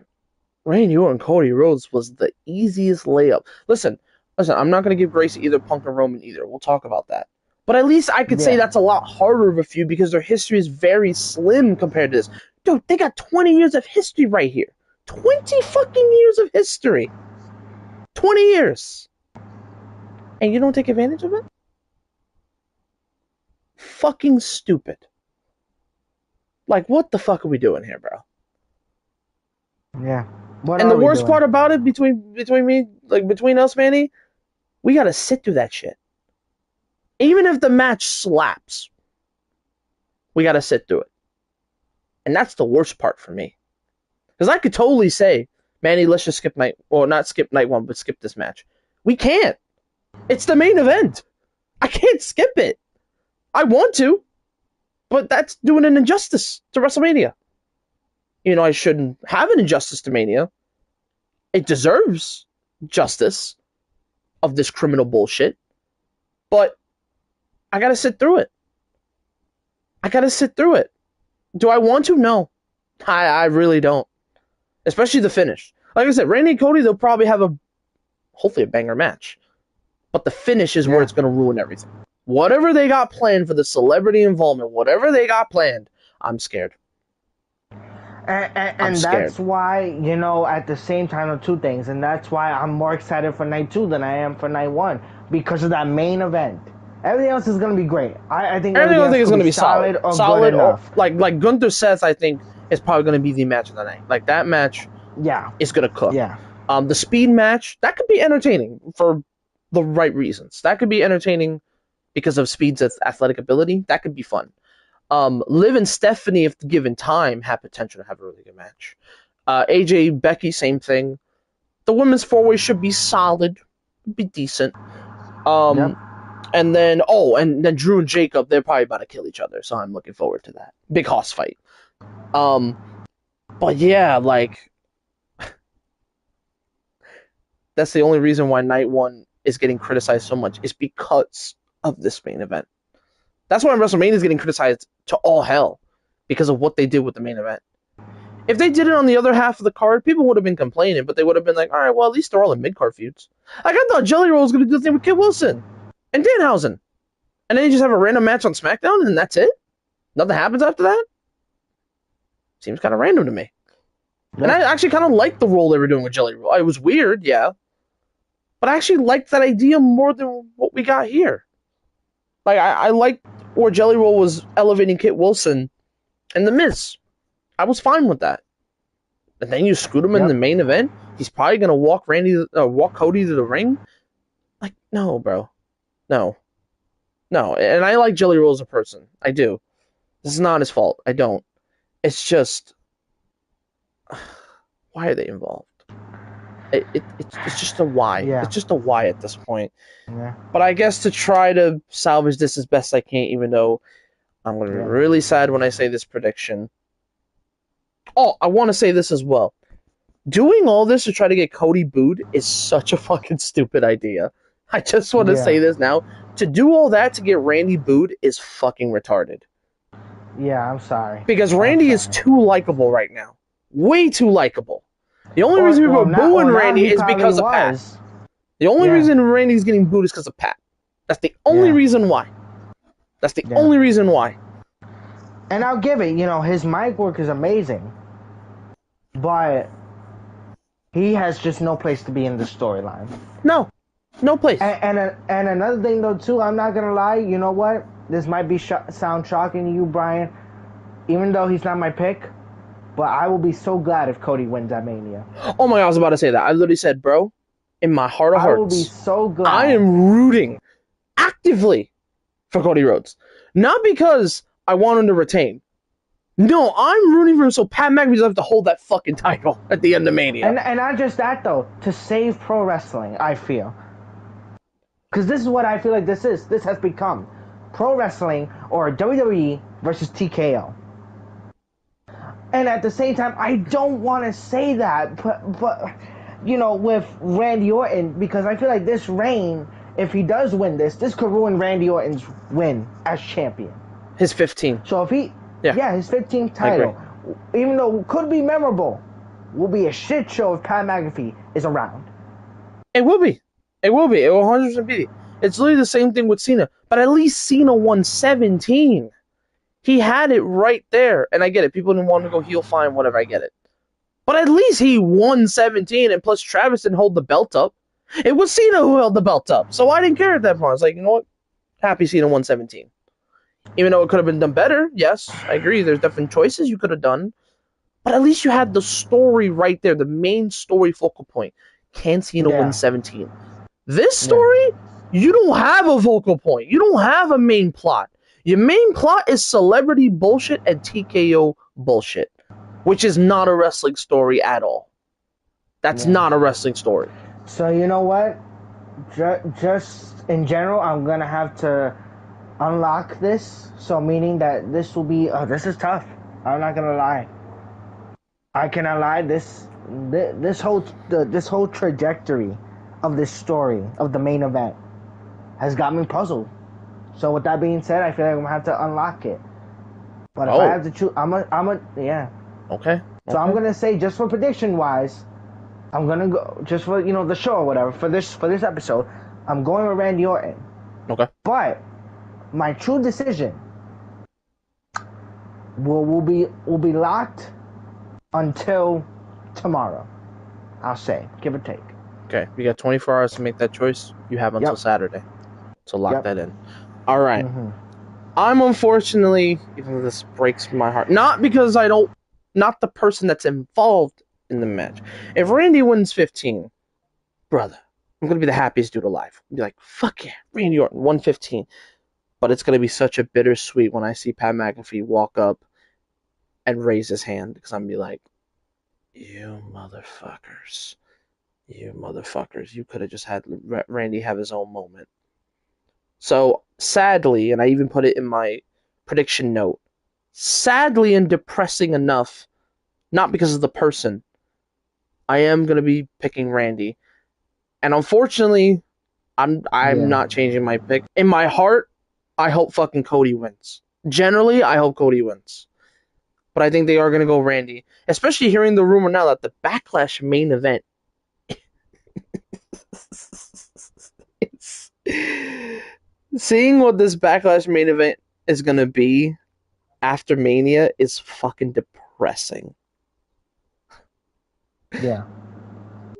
The rumored match Yeah. is Randy Orton, Pat McAfee versus Jelly Roll and Cody Rhodes at the tag match.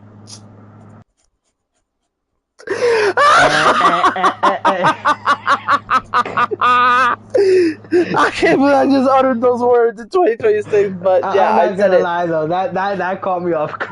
I'm not gonna lie, that Randy caught me off Orton guard. is, even if he wins, he's not Yeah, defending, or if hell, even Cody wins, he's not defending the title of Backlash. No, he's gonna do a I'm celebrity not tag gonna lie, match. bro.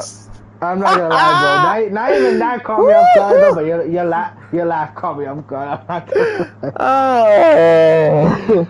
But all I'm gonna say regarding that match is Oh, but by the way, my that's choice is why you Randy. know what, Got to say, bro. sorry. I gotta be honest. That's why I'm watching AEW when that show happens. I'm sorry. I'm sorry. Fair enough. Listen, I'm I'm going to Double sorry. Nothing, and I'm going to be the happiest dude alive. Like, I Yeah, think Backlash yeah. happens before Double Nothing, but when Double Nothing comes around, I'll be like, I'm locked down, I'm ready to go. Like, That's why I'm watching AEW. the I'm rest, sorry. the rest of Backlash card, by the way, it could be a banger card. Don't get me wrong. It could be a card that's Yeah, like, ooh, and we will talk about it. yeah, Like I said, I have it set up. If I can get yeah. Jaden for Backlash predictions, I'll grab him and we'll do a 3-person talk. It all down, and we'll probably clown on the main event. We'll probably clown on that shit. But my point is basically, if that's the main event for Backlash, then what the fuck, bro? Like, we already are bitter enough about the whole celebrity thing, and now you want to do a tag match main event after Mania with these four, when you could do, oh, what's Randy Orton's first defense going to be? Oh, what's Cody Rhodes' first defense going to be? Are we going to get a rematch? Are we going to do like, I don't know, like another person steps up, maybe like a Jacob or something? Nope. Celebrity tag match. Celebrity tag match at Backlash. That's why I was laughing Yeah, so loud, because it's so bad. It's so bad. yeah, To wrap up this yeah, conversation, the yeah, next, I would say 2-3 months of this SmackDown side is going to be fucking awful. yeah, And if anything, you know what? I'll say this right now, and this is only going to be for me. I'm going to challenge myself. If Randy Orton does win this championship, and I'll be very happy I got the predictions right, I'm going to punish myself. If Randy wins, I will pain myself for the next 2 weeks. I'll watch 2 weeks of SmackDown television alone. Oh my God! Don't I'm do this putting to myself yourself. through hell. If Don't you're do gonna this do to the thing, yourself. oh, I forgot to say we are doing punishments for this. By the way, Oh my forgot to talk God! about that. Yes, We'll talk yes. about it real quick. Punishments go Yeah, as follows. That punishment's my separate own punishment. It doesn't count. The yeah, real yeah. punishment for us is a little bit of gaming punishment. You obviously know me and Manny. Oh We've been very God. vocal about some campaigns. He's vocal about the Suicide Squad campaign. I'm vocal about the Call of Duty BO7 campaign. So if we lose at WrestleMania, one of us loses, for the first 2 hours, we must play the campaign for both games, depending on what you want to do. So Manny's is Suicide Squad, mine is BO7. So, yeah. And then add the punishment for me, because I want to really torture myself. I got to watch 3 weeks of WWE SmackDown programming before Backlash, which is going to be fucking horrible. Especially if Pat's there for the next 3 weeks. Oh, I'm going to hate myself so much. But I'm willing to go through pain to try to win these predictions. So that's the punishment. And I'll probably even take a little video, not like a live stream, but I'll probably video some of our moments from the torture, so you guys can get proof Yeah. that we did our punishment. So just want to put that out there before we get to night 2. So to wrap it up, yeah, I am going Randy Orton, even though I'm fucking depressed that I'm even saying that. I'm sorry that we've taken so long in this segment, but we had to talk about this because this is easily the most infuriating main event edition of celebrities that I've ever fucking seen. Yeah. Like, Yeah. like, holy shit, this has changed my perception on celebrities going forward in Yeah. wrestling. And not even that though. We're not even done. No, we still We are haven't, not done. but I will say we got a banger night coming up after this. So Yeah. things are gonna get better. Things are gonna lighten up. But yeah, to finish up with night one, overall thoughts on it. Card wise, it could be a sleeper. I do think there's a lot of good talents on this card. Some missing than others, I do agree. But one match has got my hope that I hope absolutely blows the water out of night one is Gunther versus Seth. I hope those two put on an incredible wrestling match for 20 minutes. And I also hope I have a lot of fun with Jacob Drew where they beat the shit out of each other and do weapons and tables and all types of crazy shit. Yeah. Because it's unsanctioned, so I hope they go crazy for that. And my most favorite celebrity going into Mania, even though not a lot of them, probably Speed. Yeah, I'd say Speed is the one for me. Because I think he could surprise a lot of people. I think Speed's going to surprise a lot of people, I think, on this card. And he'll be one of the more bright spots for celebrities, I think, in my opinion. But he might only be the only bright spot for celebrity involvement. So, but I think Speed should surprise a lot of people. So I am looking forward to Speed. I will say I am looking forward to his performance. I am looking forward to see what him and Logan Paul can do, which is a little not sad, but kind of unfortunately a reality. But again, Speed has done such good work. I can't be mad at it. So, but yeah, those are kind of my overall thoughts on night one. That's where I'm kind of at. Card on paper could be solid. Could have a great match between Gunther and Seth. Hopefully a really good battle with Drew and Jacob. But holy hell, I'm dreading that main event. I've never dreaded a main event, WrestleMania main event in my life, but I'm dreading that I'm shit. not gonna lie though, this is the first Mania in a long time, probably since 34. No, well, I would say I can't say 37 or 38. I think it was 37. No, 38. Sorry, 38. Yeah, 38. Where I wasn't dreading it, but I was just like, just get it over with. But I would say the Mania that I was really, really dreading, maybe 34. 34. Yeah, Mine 34. was a mix of two. So 34 I was looking forward to because it had Asuka Charlotte on it, even though Asuka lost. Yeah. And I was also looking forward to because Daniel Bryan was coming back. So I could be happy about those things. But other than those things, Roman Brock, I was out at that point. I was like, nah, I'm good on that. I was looking forward to Shinsuke AJ, and that match absolutely disappointed me. I'm happy AJ finally got his strong style match with Shinsuke on Saturday night's main event. I thought that match was fantastic.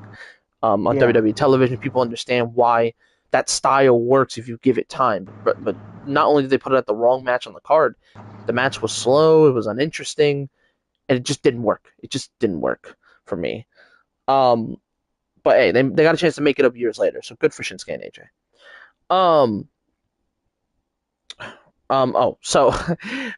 But I would actually say so. Yeah, it was a mix of 34, but I would actually say I was dreading 35 more because first it broke my heart because it was right near my house. It was literally in MetLife. Stage was uninteresting.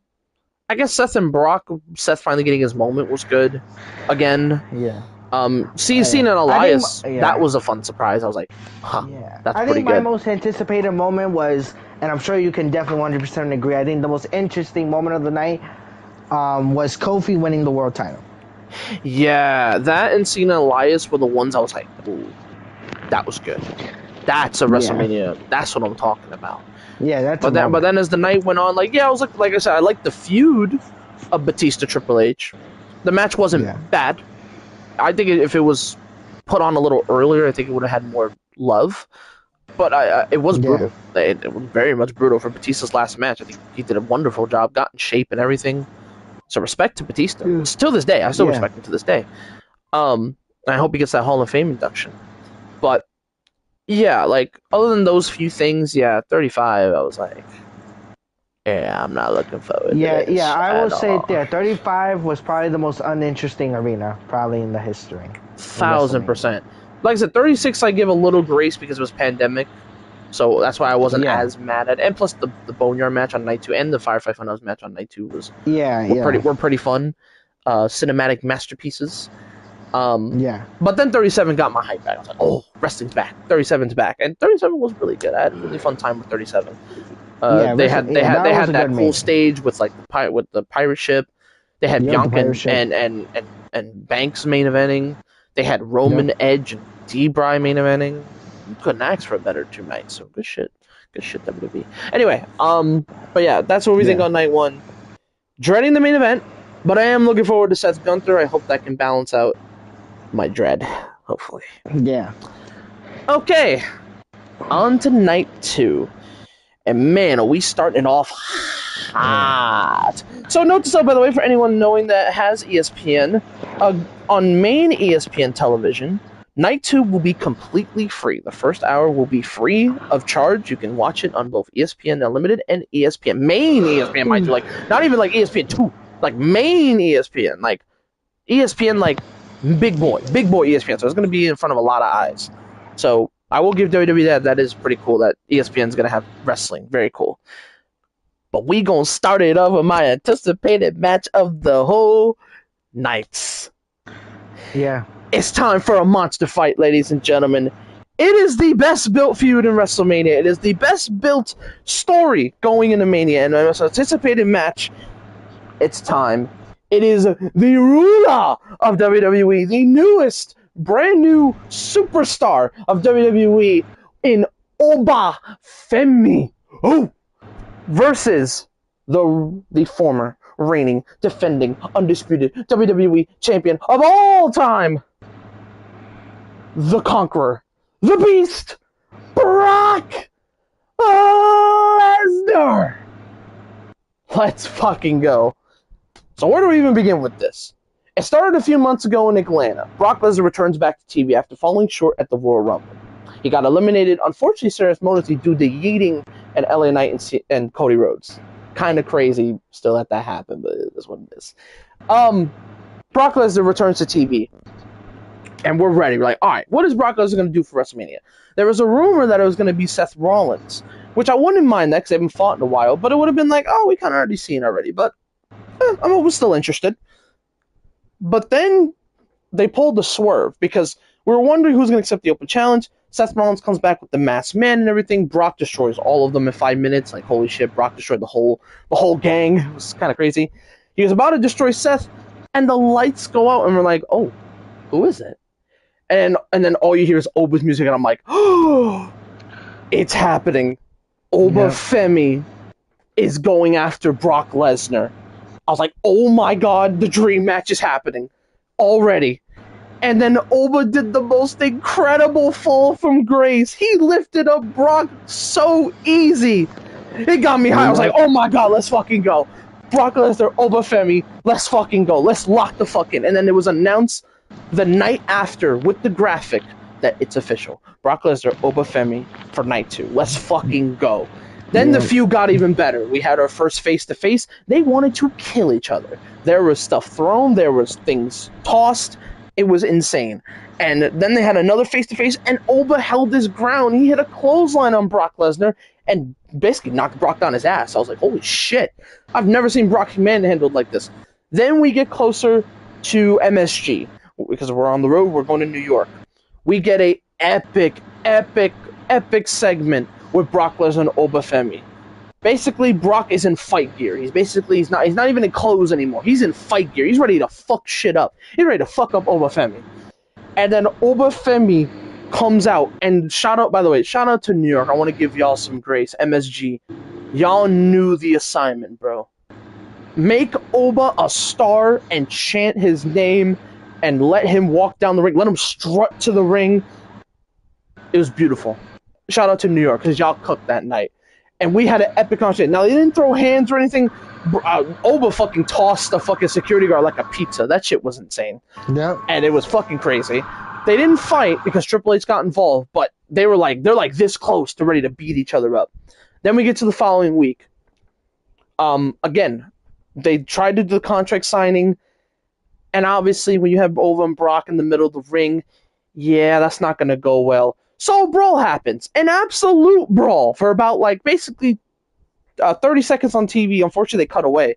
But then they put up an extended clip on YouTube, And they were throwing chairs, they were throwing people, they were doing power bombs. They destroyed basically the whole ringside, just beating the shit out of each other. It was fucking cinema. It was fucking peak. It was crazy shit. Yeah, man. One of the most entertaining pull apart brawls we've had in a minute. I was like, holy shit! And then we get to the final week, aka this week. No brawling, unfortunately, between these two, but I'm assuming you got a chance to finally catch up on him, Manny. Obafemi cut his first promo against Paul Heyman, and it was a good one. Oh my god, it was the best promo of the whole night. It was so fucking good. Yeah. He was like talking about how, like, yeah, you're an incredible speaker for Brock. You're an incredible manager as well, but you could not climb the mountain that is Obafemi. And I was like, yo, this is like, he was cooking. Yeah. I was like, oh my god, Oba's cooking right now. This is insane. For one of the rarest times, you know, you see Paul Heyman speechless. Yeah, Heyman was speechless. Heyman was like, oh, shit, okay. Because again, in the beginning of the promo, Heyman gave him a ton of praise, a ton of, like, he is the next Brock Lesnar. And I'm like, yeah, you're right. He is the next Brock Lesnar. And it was really good stuff. And then Oba, like, being like, easily, like, one of my favorite lines that Oba always says is, you know, you are not the mountain that you can conquer. You are not the mountain that you can climb. Like, I was like, yo, this man is so fucking good. And I'm so glad WWE finally gave him a chance to cut a damn promo. Because people forget, in NXT, that man Oba was cutting promos left and right. He was cooking fools in NXT. And it was amazing. And WWE finally gave him a chance to cut a promo, and he cooked. Oh my god, the confidence is there. Holy shit, bro. Oba is a fucking superstar. And I do want to give Triple H and WWE credit. They have built Obafemi as the future star for the next fucking, like, 20 years in WWE if he stays that long. Because, oh my god, this dude is fucking money. This dude's fucking money, bro. Like, I'm putting all of my stocks, all of my investment to Obafemi. I'm putting all of my stocks in. And if you lose a wrestler like Obafemi, what are you doing? What are you doing? Yeah. Dude, if you lose him halfway through the years, I'm going to be sad. I'm going to be like, oh, y'all losing a good one. But no, I think they're going to lock him up for years. You have to. That man has proven his worth. He is that guy. Oh my god, Obafemi is fucking incredible. And this build, I will, like I said, listen, the most simplest build in this story. But it works. It was so simple, but it works. Two big boys. Who's the best big man right now? Is it Obafemi? Is it Brock Lesnar? Is Brock Lesnar still that guy? Is he rusty? Is it Oba, the new young guy? Not even that though. This was supposed to be on night 1, but they insisted it to be on night 2 instead. They were like, you know what? This match is too big. Night 2, easy. How is this match more better and more important than this is my main event. Main events in a way. The way Heyman was saying you were in the real main event of WrestleMania, he's not wrong. If this had a world title, this is my main event. That is 100% my main event. And the fact that we're starting with this from night 2 shows a good sign. But Brock Lesnar, Oba, what a fucking build it's been. Easily my favorite build. But now it's time. And who the hell wins this? Well, I kind of know the right answer, but is WWE going to do it? I fucking hope so. The right answer to me, because, like I said, now, here's the thing. If this man does lose, does it hurt Obafemi's, you know, like, oh, he's got to, like, lose everything and it's over for Oba? No, because the way WWE has built him has been so fucking good. Obafemi's going to be just fine if he loses this. But I mean, he's got the hot hand. He's right there. You gotta give it to Oba. Like, I'm sorry. Like, I love you, Brock. I do. I love you, Brock. And if you win, I'm not gonna be mad. I'm just gonna be disappointed. I'm just gonna be like, Oba was right there. Unless you give Oba's win back, then okay, we can be even. But again, if you're setting up Brock and Gunther, that is the setup match for SummerSlam. Because it is in Minneapolis this year. If you're going to do that, it's okay for Brock to take a loss here because he's going to be retiring potentially at the end of the summer. So to me, you have to give it to Oba. If Oba doesn't win I'm not saying it's over for Oba. I think Oba's going to be incredible Mm-hmm. on Raw. He's going to probably win a championship. He's going to be fine. But if he can't beat Brock first try, the people that are like the casuals that take that shit to heart are going to be like, dog, he couldn't even beat Brock Lesnar. Why should I care? I don't want that for Oba because people fucking love Oba Femi. And I will still love Yeah. Oba Femi even if he loses. But you have to give it to Oba Femi. No questions asked. You have to give it to him. There's no Yeah. other answer. And I like Brock, don't get me wrong. And I hope Brock gives Oba the best performance of all time. I hope he sells for him and gives him the biggest monster fight. I hope they go like fucking 10 minutes and just beat the shit out of each other. I want this to slap. I Either want 10 this. or 15, it doesn't I want matter. this to slap. I want this to be a great fight. I want these two to beat the shit out of each other. But for sure, Triple H, you don't fuck this up. You have to give it to Oba Femi. You have your next generational Brock Lesnar right there. He's right there. You have to give it to him. This has to be a passing of the torch moment. You have to do it. Give all the chips to Oba Femi. Obviously, my pick is Oba Femi. If anything, I'm looking at everywhere around the world. Everyone is picking Oba Femi. Everyone wants Oba Femi to win. He has the hot hand. He has it. Yeah. It's him. Yeah. He just needs to win. Oba. Oba's my choice. And I gotta agree. You know, he has the ultimate hot hand. He has the biggest future in WWE if booked right. And Brock Lesnar, in a way, passing the torch to Oba Femi would be just the right thing for him. At the same time, again, it's understandable if Brock wins, you know, because it's also one of his last WrestleManias before he officially retires. He wants to go out on a high note for sure, 1000%. But I'm not gonna lie, there's only one person I believe who deserves this win, and his name is none other than Oba. Oba. Ooh. Oba. Who? Ooh. Oba. Ooh. It's ruler. Oba. It's Oba. The ruler, Oba. Oba Femi, is, I believe, going to win this match and slay the beast at Mania. He's the Beast Slayer. He's gonna do it. If Brock Lesnar wins, I'm not mad. I'm not. But I'm not gonna lie. I'm a little disappointed. I think the match will be really bigger if Oba does win. If Oba wins. Listen, WWE's done a great job building him up. It's not doom and gloom if Oba loses. I will say that. But there's a lot of hype right now, Oba. You got to take advantage of it. You got to strap a rocket to this dude. You have to let him win. You have to. There's no questions asked. You have to do it. If you don't do it, then you're doing something wrong. And like I said, if Brock wins, I get it. And Oba's going to be just fine. But listen, Oba Femi is a generational talent right in front of you. You have to give him this. You have to give him the keys.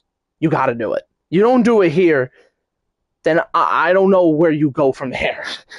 If you give it to him, then we could talk about potential plans for Oba going forward on Raw. What do you do with him first? You got to give it to him. And like I said, I love Brock. You have to give it to Oba. You have to give it to Oba. This is a passing of the torch type moment right here. Let the ruler slay the beast. Let him slay the beast.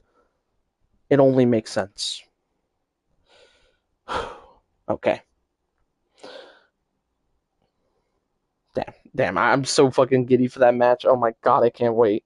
I want these two to kill each other, man. Sure. And that is it, though. In a way, that is the main event for WrestleMania. In my opinion, yes. 1000% agree. Alright. On to the next match. Ladder match will be second on the first hour of ESPN. And if you don't mind, I don't mind. Go for it. If you go for it. No. I'm talking about like going first after that. You can take this one too if you want. Oh, okay. Yeah, that's fine. All right. Intercontinental Championship ladder match. Here are the contestants as follows. We have Rusev. We have JD McDonough. We have Dragon Lee. We have Javon Evans. Your boy Bouncy.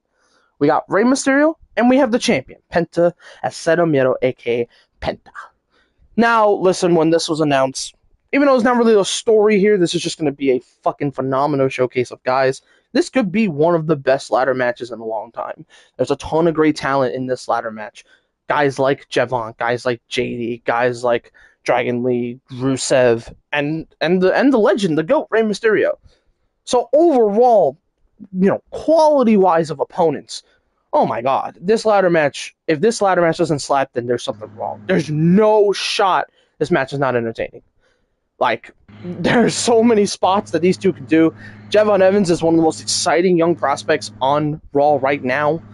There's no way he doesn't do something crazy. JD is a underrated wrestler that people need to continue to talk about. He's so good.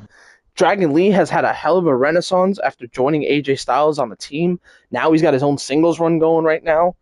Rusev, I think he's unfortunately the odd man out because he hasn't been on TV much. But when he's on TV, especially what he did on Monday, man, he's a big brute. He's a big boy. And then obviously Rey Mysterio. I'm gonna bring up this joke, even though I don't think it was intended, but it's kind of funny that people talk about it. Oh yeah, Gunther's gonna fight Seth Rollins. Oh yeah, Rey Mysterio's healed. He's trying to avoid the legend kill, and I respect it. I mean, I get it. You want probably your son to retire funny. you. I get it's funny. No, I don't think it's intended, honesty, but it's just funny. Yeah, it's funny. Yeah. It's funny to me. And in all honesty, it makes perfect sense. Because I'm not gonna lie though, even though I will love, Gunther and Rey Mysterio match, that was the original match, by the way. That was the original match, by the way. It just made no sense to have him fight Gunther for that either way. So yeah, at the end of the day, this is a cool WrestleMania matchup for Rey. If he does win, another big win for him. Oh yeah, 100%. But I do believe, and as we're gonna continue to say this, I do believe that his last match in pro wrestling will be against his son, Dom probably going to retire him. Yeah. And that makes sense. Listen, Dom, you see the prospect, and we're going to talk about Dom later. Generational talent. He's probably going to be the best Mysterio in the family. It's a fact. It's a fact. He's already won an IC title. He's probably going to win a world. He's actually already won a world title in a different company, in AAA. So he's, yeah. Sky's the limit for Dom. And we'll get to him. But my point is I find it funny that it's been kind of memed on like, damn, Gunther versus Seth. That's a great matchup. Oh wait, Rey Mysterio's back. Wait. Oh damn. I guess he's avoiding Gunther. All right, join the line. Nah, it's all jokes. It's all jokes. But in reality, though, this does add a prestige to this ladder match because Rey has been in many ladder matches in his career. So even though Rey, I love you, brother, but be careful out there. You're fucking 53 years old. Be careful, my guy. Be careful. Yeah, I hope it's a fucking ladder match, like bro. That. Like, ladder matches is a risky first match to come back, but listen, Rey's a professional, so I think he's going to be okay. But just be careful, because you're in a ladder match. That's very brutal. It's a lot of spots you can take, so just be careful. But anyway, even for his age, I mean, dude's moving like 20 years old. It's ridiculous how well Rey has been. I can't wait to see him back in the ring with the boys. But I also do want to give some shout-outs to one of my new favorite prospects from NXT called up. Your boy is bouncy. My boy Javon Evans. Been loving his work on Raw. Kid's got a bright future ahead. I see WWE super high on him. Good, because he's fucking talented. He's so good. I got a chance to see some stuff from him. I didn't get a chance to see him in NXT, but I definitely, in the future, if I ever go to a show, I definitely want to go see him. Because that dude is talented. So shout out to Javon Evans. He has one of the most beautiful cutters in all of WWE other than the RKO. The OG cutter. It's such a beautiful cutter. So I can't wait to see what he's going to do at WrestleMania. He's my most anticipated guy going into this match as well. And also, like I said, shout out to Penta, another hardworking man who beat Dom on Raw to finally win his first WWE title. Listen, this is a long time coming for Penta. He's won titles every single company he's been in. He's won in TNA. He's won in ROH. He's won in Lucha Underground. He's won in AEW. He's won everywhere you could think of, except WWE. And now he's got that. He won the IC title in WWE. He just defended against Vikingo last Saturday night, which was a banger match, by the way. Yeah. Love that match. And now he's defending in a massive ladder match. He's getting the one thing, and I love his promo when he first announced it, being like, the Azteca, the Azteca rises up. It's true. It's true. Like, when you think of Aztec and you think of ladder matches, you think of Penta. So the fact that he got his own ladder match with these incredible athletes, good for goddamn Penta. Good for fucking him. So I'm looking forward to this. This is another anticipated match of mine that I'm looking forward to as well. Because I think these 6 men are about to put on a ladder match masterpiece. Because there's so many good competitors in this. It's going to be fun. And Rusev being the Brute is also going to be interesting too. Now, like I said before, you want to do 2 picks for this, we could do 2 picks for this. So, my main choice, the one that I'm going to be locking in if I get right, is a Penta retain. I would love for Penta to Mm. retain. I think his title run is still early on. I think he's got a little bit more legs, more defenses under his belt. But it's not going to be easy by any means. He's going to take a lot of falls. He's going to take a lot of deaths. Someone's going to die in this match. Someone is going to take a Yep. massive bump, and it would not surprise me if it is Penta doing it to someone, or potentially Javon as well, for this. But I am going to go Penta for the retain. For the second pick, I am actually going to go Javon Evans, though. I would love for Javon Evans to win this Intercontinental Championship. WWE is very high on him. He's a young man that is on top of the world right now. He's got a bright future. I think he's only like 22, 23 years old already. That's fucking crazy. And he's already headlining shows. He was on John Cena's final match. He had Leon Slater with him. He did TNA Slammiversary. Javon Evans, brightest of futures. And if he could already win an IC title at age 22, this kid's going to be a generational talent going forward. This kid's going to be fucking special. So, my main choice, Penta. But I wouldn't mind if Javon Evans takes the IC title off him, because I think Mm. Javon is ready for that spot. So, but I am going You Penta. know, yeah, you know what? Again, this ladder match is going to be very exciting. I hope that they do these moving forward because I agree. this I brings agree.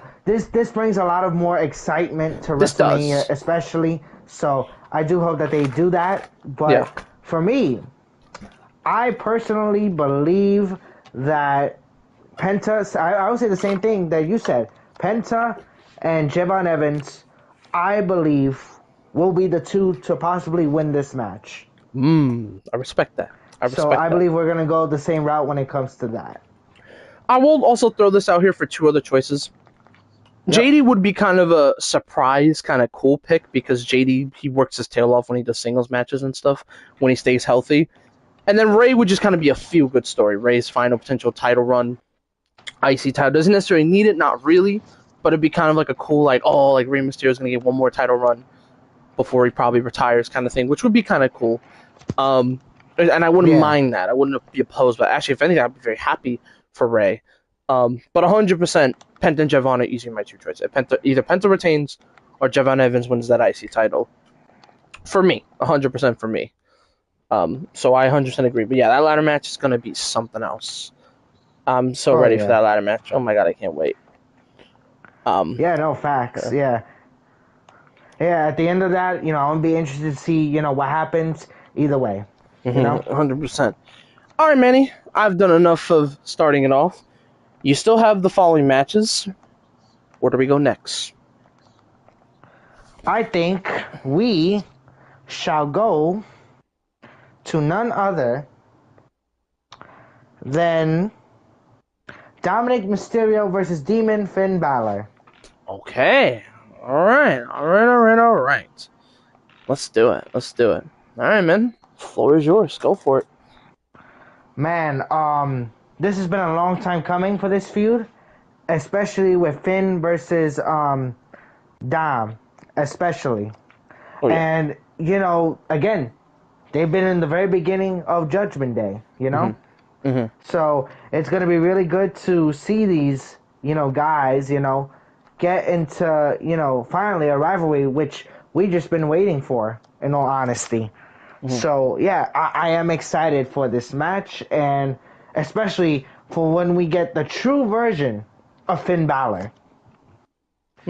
So I think that also Dominic has had a phenomenal year, 2 years honestly, since becoming the Intercontinental Champion. Had a generational run with the AAA Mega title and with the IC title, and Finn Balor has just been struggling for a very long time to win a title. The only title that he has won was was the tag team titles.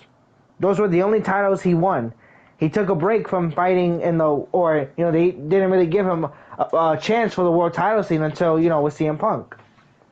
So right now he's in an interesting, crossroads, but a chance to finally come back and for him to finally also prove that he still has a lot left in the tank in WWE.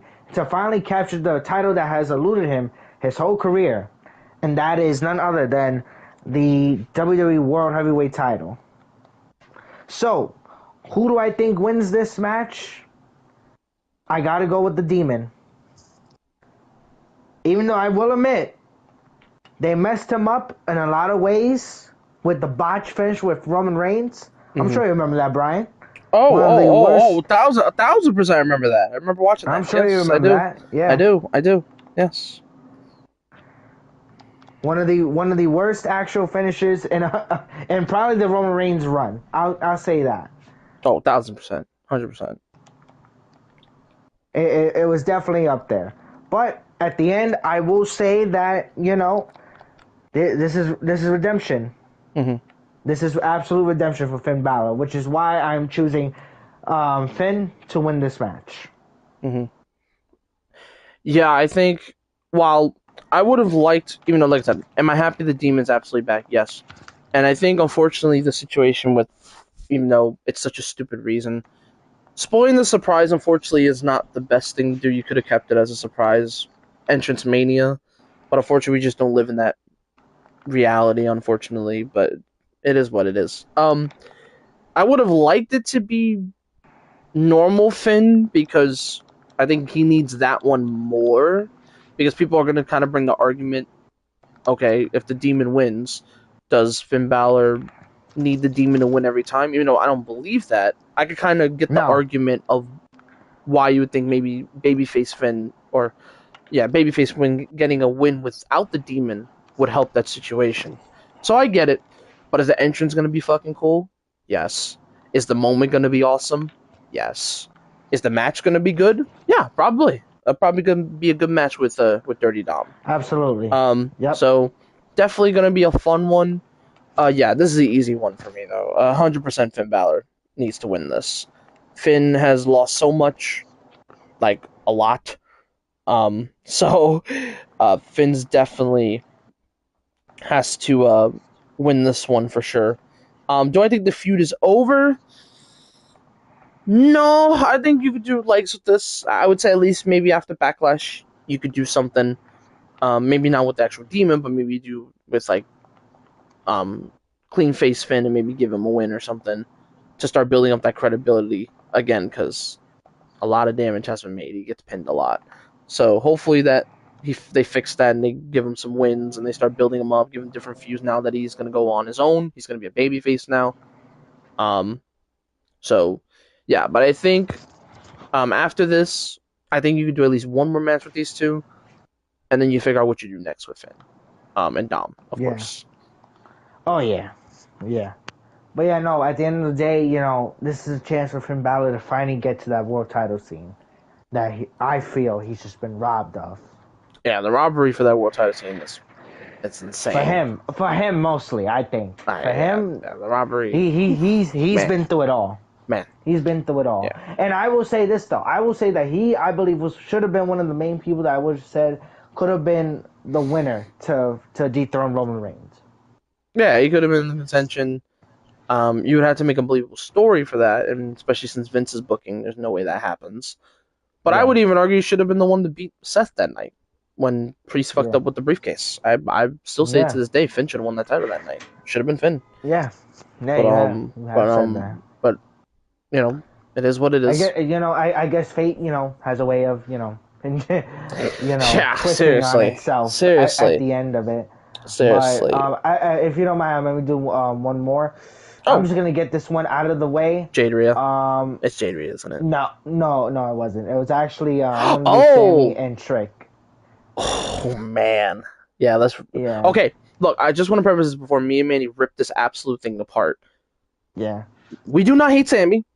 We love Trick Williams. Just want to put it out there. He's been one of my favorite things on SmackDown. Just want to put it out there yeah. first. He's been one of the only things on one of the only On people on SmackDown, that's wrestlers been on SmackDown that's entertaining. been Uh, enjoyable. Yeah, enjoyable, other than entertaining, other all than of the above. you are Yeah, Curse Danhausen. yeah, But yeah, yep, just want to say this before we begin and we break this feud apart. We do not hate both men, and we love Trick Williams. So yep, if all the criticisms come to them, it's not because of them. It's the way we got to this. Just want to yep, preface that. Okay. exactly. Okay. The floor is yours. Go ahead. Yeah, so this all started after has Sammy has been on a collision course where, or in a path where He's deciding whether to turn heel Yep. and take a shot at the world title, or stay the course and Hmm. try to do the right thing. Yeah. And he did. But he begged, Nick Aldis for one more chance at WrestleMania, and what happened? He gave Sammy a match with Carmelo Hayes Hmm. for the U.S. title, and he won the title. Now, I am happy for Sami Zayn, but in all honesty, and Brian, you can agree with this, Mm. he shouldn't have won that match. I love Sammy. Hell no. I would Hell have loved no. No Sammy to way. have been on Mania, but it should not have been for the title.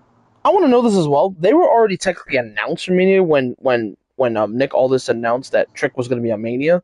Dude, you had your match right Yeah. there. You didn't need Sammy to win the U.S. title to make that confirmed anyway, because that probably would have been the match anyway. And you could have done something Yep. different with Mello. What are we doing here? Like, what the fuck are we doing here, bro? Like, what, what are we Yeah. doing here, bro? Yeah. I don't know, but anyway, this match it's gonna be a good match. I'll say that though, but at the same time, you know, I Carmelo should have gotten his match, should have gotten his moment at WrestleMania, hands down. He should have gotten his moment. Mm-hmm. So with that being said, um, you know what? I'm going Trick Williams. Trick Williams has been on a fire hot roll. He's just been on a just high rise lately. Everyone likes him. Mm-hmm. Everyone loves him. And I think what makes sense for him to win this U.S. title. Do I see Sammy possibly retaining? Maybe. But at the same time, though, I think those they could be having bad decisions considering that, Trick has been on a roll. Mm-hmm. So again, we'll have to wait and see. But I believe that Trick Williams will win this U.S. title, in all honesty. So, what do you think, Brian? Yeah, you, you basically said everything I would say. Yeah, so first with the situation with Mello, I just feel bad. You could have done different directions with this, right? If you wanted to have a Yeah. lot of fun, you could do a fatal four way and have Sammy Trick, Ilya Dragunov, and Mello for the US title. Or you could have been doing something I thought they were gonna build up to, which is Ilya Dragunov versus Mello on WrestleMania, the rematch. Because they've had matches, like I think had like 4 matches now, and they could have done a fifth one at Mania. They didn't do that, and they basically had Sammy basically do. And I get the story, like Sammy finally taking advantage of situations, and the way Mello felt the night after on the Friday after. I was like, that makes a lot of sense. But then like Mello basically challenging Sammy for that night and still have Sammy win, just like it just rubbed me the wrong way. Because I get the story they're trying to tell. They're trying to basically say Sammy's mindset is starting to take advantage of certain moments. But again, the problem that I have with this, Sammy, you said it from the beginning, and I'm sorry that I have to criticize you here, but Sammy, you said in the beginning of the year, no more mid card stuff, no more stuff. I'm going for the world title on SmackDown. I'm desperate. Yep. Yep. And now you change Yeah. course and go to the U.S. title? You're Yeah. going back What on your happened to word. that? You're going What back on happened to your that? word. I get it. You've been getting fucked up by Aleister Black and Randy Orton and Cody Rhodes, and I get all that. But you said yourself, you want the winner of whatever Cody's match happens. You wanted next. You lost to Drew, and then you just stop that course and go back to the U.S. title? Like, that makes no sense at all. Like, listen, is the thing where I didn't want Sammy on the card? No, I wanted Sammy to make Mania, 100%. But doing it this way, even though he didn't really need the US title, he was going to be on Mania anyway with Trix. You already set that feud up for months at that point. Trix been taunting Sammy and being like, I'm the new hot star, you're jealous of me and stuff. You already had the story there. And the story's been quite good. I've enjoyed the build of it. But getting to that point where Sammy won the US title just rubbed me the wrong way. And I hate that because I should be happy. I'm a Sami Zayn fan. I'm a Sami Zayn guy.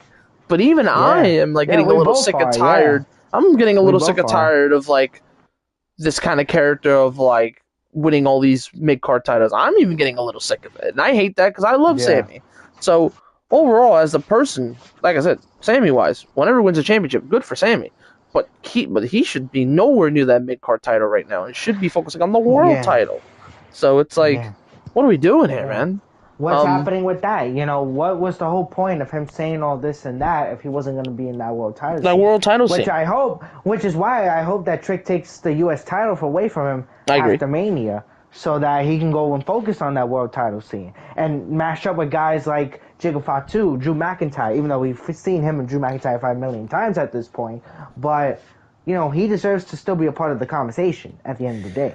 100%. And like I said, if Sammy's gonna do the double turn and they're gonna turn Trick into a mega babyface but still be Trick at heart, then I guess this is a way to do it. But have Trick win the US title, so when they do, they obviously always do a rematch. They'll do one more rematch at Backlash, and then after that match, Sami Zayn Yeah. can go on and do something else. Can go and focus on something else. While Trick continues his US title reign. Mello said he's already on the hunt for Trick, so we could be possibly getting Mello versus Trick at a pay-per-view, which it warms me inside because I saw this stuff at NXT. It's fucking awesome. And then if we can get Yeah. Ilya back on TV, because where the fuck has Ilya been? Ilya could probably join that conversation too.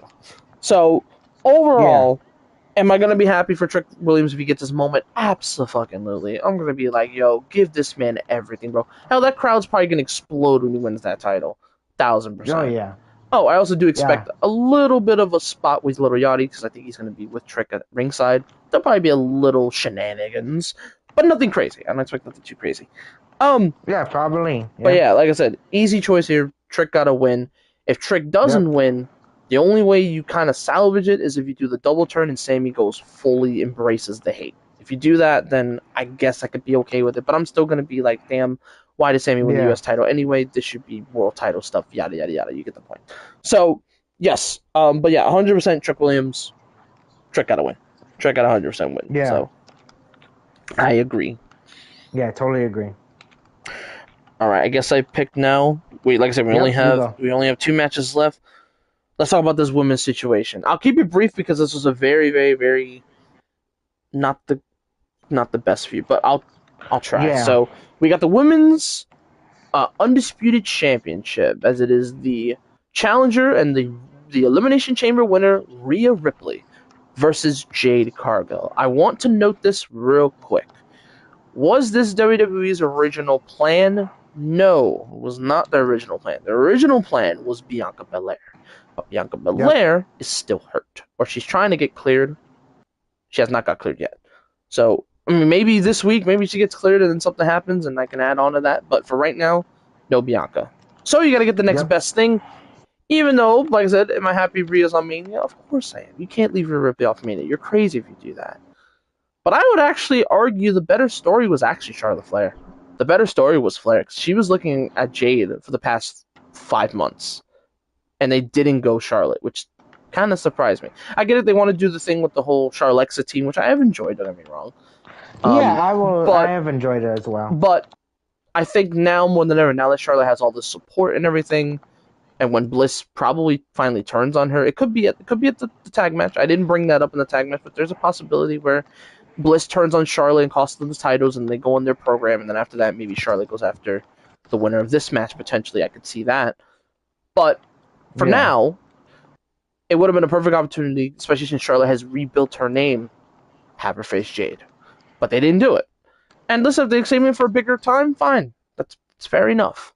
And Rhea is a very good second option matchup-wise.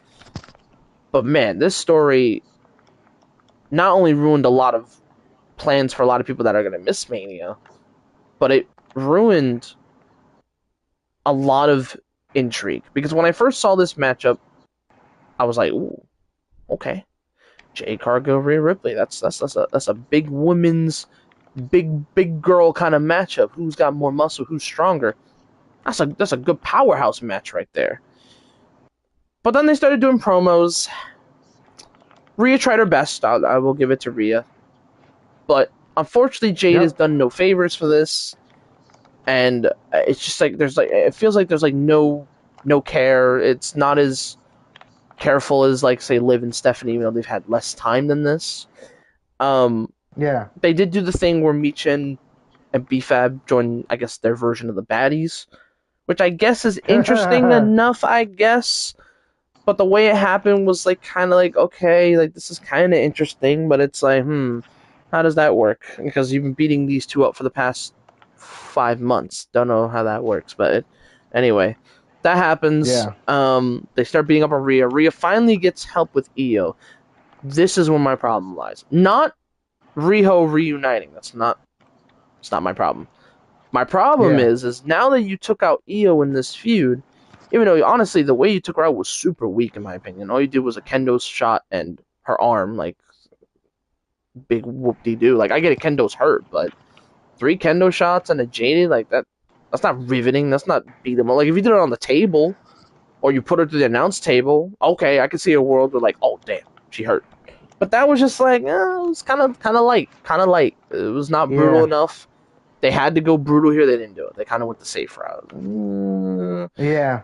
Like you could have went Jacob and like Drew brutal, and I'd be like, oh, okay, yeah, Io's hurt. Yeah. But No, I'm nah, not gonna lie kind though. of This like, pairing, yeah, eh, yeah. like And like, you know what? and then Yeah. also it also ruined Io's potential match because she was set to face Asuka, and now they're saving that for Backlash. So now Io doesn't have a WrestleMania match. She's probably gonna be in the corner of Yeah. Rhea, which good for Io. But again, like Io should not be a background character in this story. If anything, Io should be fighting on main, or hell, have her do 2 nights. You can have her fight on night 1, and then have her come in night 2. Yeah. Because if you want Io for 2 nights, fine. But the fact that Io might just be like a manager thing, it rubs me the wrong way. Because Io's one of the best performers, if not the best women's performer on that fucking roster. She doesn't have a WrestleMania match, so it Yeah. just rubs me the wrong way that this feud led to that. But regardless of happening, that all happened. They had one more little chance to do a thing. They had Rhea get involved in Io's match with she was fighting Kyrie. Good win for Kyrie, Yeah. but again it rubbed me again the wrong way because Io's losing right before Mania, so that means no Mania match for Rhea. Or no Mania match for Io. And now we're finally here. Now, am I still excited for the matchup wise because of the potential of it? In a way, I mean, it's 2 powerhouses that never fought before, so it's something different. I'll give it that. Yeah. However, story-wise, I hate to say it, but this is easily the weakest build. I hate to Yeah. say it, this is the weakest build. Weakest women's build and weakest build of Mania. The straight up, so there's a difference between weak and really just fucking awful. Fucking awful is the Cody and Randy stuff. Weak is just like it could be better, but it's like not the strongest. That's what this one is. It's not awful like how the Cody and Yeah. Randy one is. That one's just atrocious. That one's just depths of hell. Get the hell out of my face. This, at least, it's just weak. It's just kind of So, build wise. Yeah. Matchup wise, it has a Yeah. chance to No. cook. I do think, if given time, it could cook. Especially because Rhea WrestleMania matches always slap. So if there's one person that Yeah. can carry Jade to a great match, it's Rhea. So matchup wise, I'm still kind of excited for it. But storyline wise, yeah, it's like the weakest story of Mania. Like, there's no ifs and buts about it. They've tried to give it as much time as possible, giving them 20 minutes to work with. It just has not worked. It has not worked in my opinion. But listen, I respect both women, and I respect, I really respect Rhea and everything. Yeah. And I'm very much happy that she got on Mania even with everything. If I were to pick a winner for this matchup, I hate to say it, but I think they're going to give Jade more time. Jade's going to win, but only 2 reasons. Reason number 1, either Io makes a mistake and costs Rhea the loss, or potentially turns on Rhea and we get Io Rhea. Maybe. But then after the match, I'm going to add an extra piece. Bianca Belair returns and we set up Jade versus Bianca. Finally. Oh yeah. I think she's cleared. It's just WWE kind of wanted to wait it out first, which is fine. I respect that. I do think we get to see Bianca after the match, and everybody's gonna lose. I'm like, oh my god, Bianca Belair's back. I think, like I said, she's not gonna cost the match or anything, but after the match, like Jade's about to leave the ring with her baddies or whatever the case is, and then boom, Yeah. Bianca comes back. Oh my god, face to face, Bianca Belair, Jade, the big woman money match that we've been waiting. Because I've been waiting for this match for a long time. We might finally get it. So Bianca Jade, I think that's what we're up to next. Finally, if Bianca can get cleared. But I think, unfortunately, even though, like I say, if Rhea wins, listen, happy for Rhea Ripley, fucking ecstatic Yeah. for Rhea Ripley. And if anything, I wouldn't mind Rhea winning because you could still do 2 matches. You could still do Rhea and Bianca, and you could also Yeah. do Bianca and Jade. You could still do that match, even if it's a rival match. You could still do it. Yeah. But I think for this, I think Jade retains. But if Rhea wins, I got no complaints. I'm like, you know what? Maybe there Yeah. might be some slight hope in the SmackDown Women's Yeah. division with Rhea winning. But Yeah. unfortunately, I'm going Jade. I'm going Jade. Yeah. And like I said, though, what I was trying to say with this faction is that it has so much potential. But again, I feel like that nobody cares about the story. Nobody cares No, about Jade no, we don't. becoming champion. Nobody cares about the reign of Jade, in all honesty. No, nobody does. So I don't know what to say to about it. But if I have to choose, you know what? I don't think I'm losing faith in the SmackDown Women's division. So you know what? I think I am gonna go with I think I'm gonna go with Rhea. Okay, I think I'm gonna go Rhea. respect, respect. That's fair enough. I'm in the same boat. I'm like, if Jade wins and it leads to Bianca, okay, we might be onto something. But in my heart, I kind of want Rhea to win. Even though I'm picking Jade for the predictions, I kind of do want Rhea to win because it could at least give some interest to the SmackDown Women's division that needs it badly. But Yeah. um, we'll wait and see what they do. But I do think, yeah, like I said, is it like over for Jade when it comes to like her still being in the main event picture? No, but this experiment that they've tried, it hasn't worked out well so far. Now that could obviously change with a bigger opponent like a Bianca. That could help. But again, it's a thing of after you're done with Bianca when Bianca comes back because she's the only one that could help this division out a lot that needs it. But when she gets back, and then we get past that, and the Rhea probably goes back to Raw. If she Yeah. loses, what do you do from there? Especially if Bianca wins the title, what do you do next? So overall, it's just a fortunate situation for every party, unfortunately. But if it leads to Bianca Yeah. coming back, then okay, I could live with Jade winning because you could do Bianca and Jade finally for the title. I'm cool with that matchup. But if Rhea wins, hey, Rhea Bianca is another matchup that I've been very much looking forward to happening. Because I think we're getting close to that as well. Um, but yeah, I unfortunately I'm going Jade, but I really just like I'm doing it only for predictions. Like I'm Yeah. not really wanting Jade to win. I want Rhea to win. Yeah. But Yeah. it's In all kind of the spot we're honesty, in. I'm not really invested in this story. I want to be, but I do. it's just nothing interesting. And I feel bad for Jade because I thought that, WWE was gonna do right by her, like AEW did with her. Mm, But ever since she's become, in the world title scene, ever since after the story with Bianca and Naomi, ever since she got done with Naomi, it has just not benefited her. no, no, not at all. She's just been doing bad since then, and it's Mm, kind of sad. mm, So I don't. They need to pivot from her. I mean, yeah, I feel like right now the best move is to pivot from her, and to basically save the SmackDown Women's division. But at the same time, though, I think that I think that something needs to be done about her. mm, Now I don't know if she needs to do better or if the story needs to do better, but something needs to change with her. In all honesty, mm. so yeah, I mean, yeah, that's all I gotta say. Yeah, that's absolutely fair enough. Um, I hope Rhea wins. I'm picking Jade obviously because I want to try to win predictions, but Yeah, 100%, I hope Rhea wins. I hope Rhea wins. And like I said, the only way I'll be happy if Jade really wins is if Bianca comes back. If Bianca comes back, okay, we can have a conversation. Hold on, we can talk about this because Bianca Belair is the one missing piece in this that could change everything. Because Bianca is a superstar. She's like a superstar that's really yeah, sorely lacking right now in the SmackDown division. mm-hmm. Bianca would help. A Totally thousand agree. percent Bianca would help. The EST of WWE would help. 1,000%. But again, I'm worried after we finish with Bianca, what do we do next? That's the big question. What do you do next? So that's my worry is even if we get Bianca back, what do we do after that? So yeah, it's kind of an unfortunate lose-lose situation over there for that Yeah. match. Okay, it's time.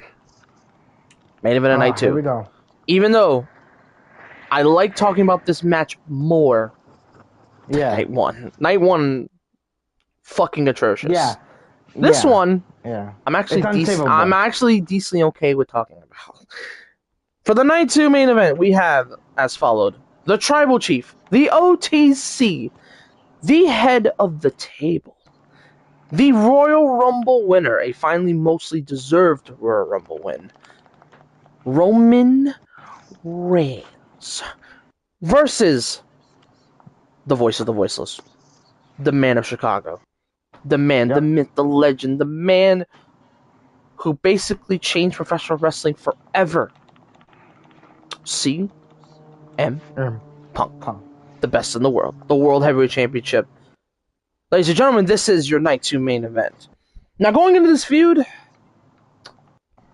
I definitely wanted this feud, but I would argue Manny wanted it way more than me. Yeah. And that's fine because there is a lot you could tell here. Yes, is the history brief? Yes, it is. And it's a lot harder to tell this story because there's not a lot of history there, but there's definitely some pieces. You know, like when the Authority bought in the Shield to help Punk at Survivor Series, that's a story plate. The stuff that happened after the fact when the Shield attacked Punk, that's a story you could tell. So there's definitely story there. It's minimal, Yeah. but there is story. And this feud, man, this feud started off hot, bro. First week, right after the Rumble, got me on the edge of my seat. I was like, oh my god, this promo was fucking heat. It was a great promo. Roman was talking about Zebros and shit. Punk was talking about how, like, I'm basically gonna cook you and I'm gonna fuck you up, and it was just great, great banter back and forth. I was like, this is exactly what I need. Then we get to week two. Week two is even better. Shit gets personal. Things get said. Talking about, you gotta go back to NXT, and shit's getting crazy. And then Punk did the one line that changed everything. I'm gonna bury you at WrestleMania. But not only Yeah. that, I'm gonna bury you next to your dead father. Line of the whole fucking feud. Holy shit, Yeah. Punk went there. Punk went dark. Yeah. I was like, oh my god, what the fuck? But What that the wasn't fuck? that wasn't the only line I felt that he went far in. But we'll talk about that, when you finish up. Yeah, but there's a few lines. If you cross But that that was the line, first. that That was the was the line. That first. was like, oh shit. So I was like, all right, I'm looking forward to week three. And then week three took a weird turn. Weird turn. Yeah, there were some decent shots. Like, I think Roman got a good shot at AJ and stuff, which was nice. But then the line that got Punk mad was, because you're old. I just want to note, these two are basically almost the same age. Roman is 40. Punk is like 43, 44. No, 47. Oh, He's 47. 47, sorry, 47. 46 or 47. Close to John Cena's age. Yeah. But again, they're 40 years old. So this old line, I was like, nah, didn't get me. All right, fine, whatever. What's going to happen the next week? They talk again. It was better because we got physical. Roman powerbomb to a table. So that was nice. But again, just not enough. Not enough. So they had one final chance, MSG. And that one didn't quite settle it for me, but it was a much better brawl. There was fighting, there was back and forth, there was fucking all types of shit. There was like chairs, there was tables. Punk was like psycho mode. You could see it in his face. The man was on kill mode. And also he had a beautiful GTS on Roman, and Roman sold like $1 million. So that was good. Oh, also I did like week two's promo because they had the Usos involved. I did enjoy that where they were like, yo, don't talk about our family like that. You don't got a word in this say. And Punk's like, I'm sorry that you have to talk for Roman, young boy. And Jay, oh my god, Jay fucking lost it. It was great stuff. So week 1 and week 2 were the two strongest of the feud, but the rest, it wasn't the worst build. Like, I still give that to Cody Randy. Of course, that shit is ass. But the promos definitely could have been more. There could have been way more to it, more heat on it. I thought generally Roman was going to go dark after he did the father line. I thought he was going to talk about his dog. That didn't happen. So overall, was this the worst feud? No, I don't think it was the worst feud. I still give that to Cody Randy 100%. Could have been better? Yeah, definitely could have been better. But I think still matchup wise, I'm still excited for it because I think matchup wise they can cook something up. I think Roman and Punk, after proving last year in the triple threat with Seth, matchup wise, I think they can cook something up. I think CM Punk and Roman, match wise, like physicality wise, Punk has proven even at age 45, he could still cook. He could still cook with motivation, and I think he's got a lot of motivation for this match. So I think he's gonna cook up matchup wise something really good. I think, but feud wise, it could have been better. I do agree, but I am still excited for the match because at least it's something that I've been wanting for a while. Like, I've been wanting this matchup wise, for a long time. So, was the feud all that? Not really, but it's not the worst feud of all time. It's not like the worst Mania feud of all time. Like, it's not that at all. There's definitely some worse lines. Like, the old line was just so cringe. But other Yeah, than that, I think it was a alright feud. Not greatness, but not shit, though. Not like trash or ass. It was just yeah, middle of the road. Decent. Could have been better, but decent, I would say. Is this a feud I would reset? A little bit. I would run it back and reset from the ground up. But you know, like I said, matchup wise, I'm looking forward to. Like, matchup wise, I think CM Punk and Roman Reigns are probably going to put on a masterclass. I think these two have a chance to really headline and end WrestleMania on a good note this time around. As last year, Cody and Cena unfortunately disappointed. Unfortunately, yeah, this year around, I'm yeah, a lot more optimistic for this match, especially with Roman Reigns matches. His match is always very good. I expect no less between these two. But feud wise, I definitely wanted a lot more. But it doesn't mean I hate this feud, because I don't. I don't hate this feud because I like yeah. both men. I just thought they could have done a bit better, I think. But shout out to Punk, because Punk absolutely cooked the shit out of TKO in one of the promos. I think it was like a week before this one, where he cooked TKO and cooked Roman. He cooked the fuck out of Pat McAfee, and that shit was cinema. So I will give it that. Yeah, yeah. Um, With that, no, in all honesty though too, um, yeah, with that in all honesty though too, yeah, this feud has so much potential, to be good. And I again, I did try with it.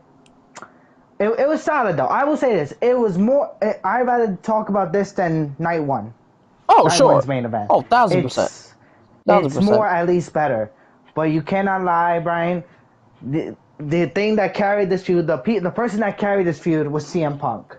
Now Roman did say, Thousand percent. little 1,000%. little line about Punk's wife, which was kind of cool and expected. But the old part, I just think, okay, am I supposed to be impressed just because he said that he's old? Really? Yeah, it really just it disappointed me, and it shows that Roman Reigns, when it comes to being against veterans, he can't hold his boots. He can say a few solid lines here and there, but in the end, he doesn't look good. He doesn't look good at all. It it Now, it makes me it makes me feel yeah, when he's a heel, he just fits better. I don't know if it's he can't do face promos, but heel promos, he's cooking. He's always cooking. yeah, I don't know, maybe he's just not. I mean, he's either uncomfortable as a face, or he just can't figure it out. yeah, Because he's shown as a face, he could cut promos. The stuff he did with the Vision and Bronson Reed, oh, that was some good stuff. But when it comes to like facing a guy like Punk, who's nor a face or a heel in this scenario, yeah, he just could not figure out how to respond. It was such a strange build for Roman because most times when Roman does promos, you're captivated. You listen, you're like, oh, Tribal Chief's talking. You got to let him talk. And they gave him chances, but there was like no material. Like they ran out of firepower by like week 2, week 3. It was done. They had no firepower left, and Punk had to kind of steer the ship for the rest of it. So it's something I noted very much so. Yeah. Was like, damn, why was it when Roman cut heel promos, he let it all out? Well, when it came to his face promos, when he's the fan favorite, hasn't quite, especially hit. with veterans like Punk and Cena, tore him apart. Yeah, they tore him apart. They not even they tore him apart. They exposed him. Yeah, and yeah, it makes him look bad. In all honesty, it does make him look bad. And you know, I will say this though too. I was a big fan of not even a big fan. Well, yeah, big fan, but a big favor of him not only main eventing WrestleMania, and you remember this, and also him winning the Royal Rumble. Yeah. But, and I was cheering for him to possibly dethrone CM Punk. Oh yeah, going into this, I didn't care who won at this point because I'm like, I like both these guys. I didn't care. And here's the thing. Really. Here's the thing for me. Here's the crazy part about me. Yeah. Whatever Roman does next, win the title or not, I am interested what the hell he's gonna do next. Because I also have to put in mind before I get to my predictions as well, if you think about it, we can't forget about his cousins. Yes, I know his cousins are fighting on the night prior, but they're probably going to get involved in this. I would assume. I would assume the Usos will get involved in this. What are they going to do with those three? Are they going to reform a bloodline, or are we going to get something different? I don't know. And that's why after Mania, after this feud blows over, if the match cooks, everyone will remember it for the match. I think, in my opinion. But people are still going to question, damn, if only the story was a little bit better. Was a little better. Yeah. I will question Roman that. Was able to talk more. Listen, and I'm not gonna lie though. If Roman and Punk cook on night 2, bro, props to them. They gave us a good way to end Mania. Props to them. Because I want this match to cook. I do.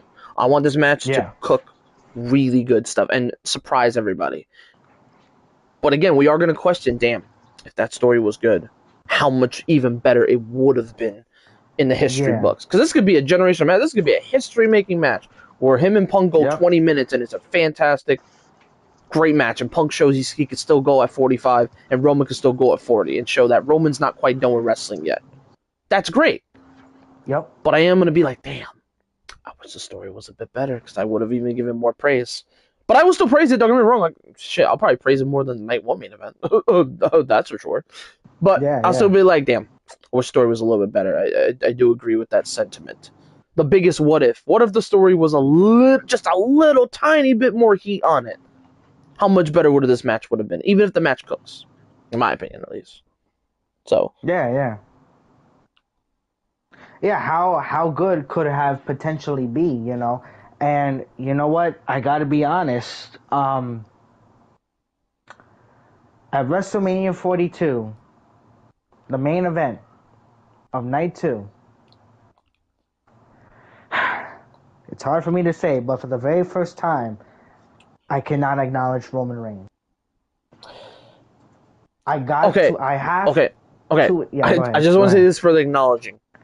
When he makes his entrance to the ring, I will acknowledge my tribal chief. But when it comes if he wins, I think I agree with you. I'm not putting that ones in the sky. I'm not going to do it. Yeah. I love Roman, and I will acknowledge him when we get to Raw. I will acknowledge him as I always do. And for the entrance, I will put the ones in the sky. Yeah. I will. Yeah. But if he wins that fucking title and he does one promo on Raw and then we don't see him for the next 5 months, Raw is screwed. Raw is screwed. Unless Roman is gonna commit and be like, I'm gonna be here for the next couple months. Then okay, I'll be more optimistic. with a Roman Yeah, Reigns title run. he did say that, he doesn't plan on retiring anytime soon right now. So at first there was like, maybe I might retire in 2 years or something. Now it's changing his mind, saying, you know what, maybe I got a little bit more left to do in this industry. So at the end of it, yeah, it's gonna be real interesting if he does win the title again. But in all honesty, if he wins that title again, he better be committed. He's not gonna be committed like his first run with the title was, or with a world title was, after a while. And I mean after a while, like it fell off after a while, a little bit. Yeah, In all honesty, yeah, yeah, yeah. but if he does that again, then Raw is done. I feel like Raw. Then that's when Raw is gonna slowly decline when it comes to viewership, and when it comes to the story of the world title scene. Mm-hmm. So that's why, in my opinion, the best in the world, CM Punk, will be my pick at WrestleMania, I also and agree. I will acknowledge CM Punk. I gotta do it. No. Let me be honest with fair, this though. fair enough. This does not mean that I am not a Roman Reigns fan anymore. This No, means no, no, for no, no, no, no, no, just no, not at all. yeah. This is just yeah, for real. This is for me for real. For just this match and story, I Mm-hmm. cannot acknowledge him, because for me, he did not convince me enough that he deserved to be the champion again.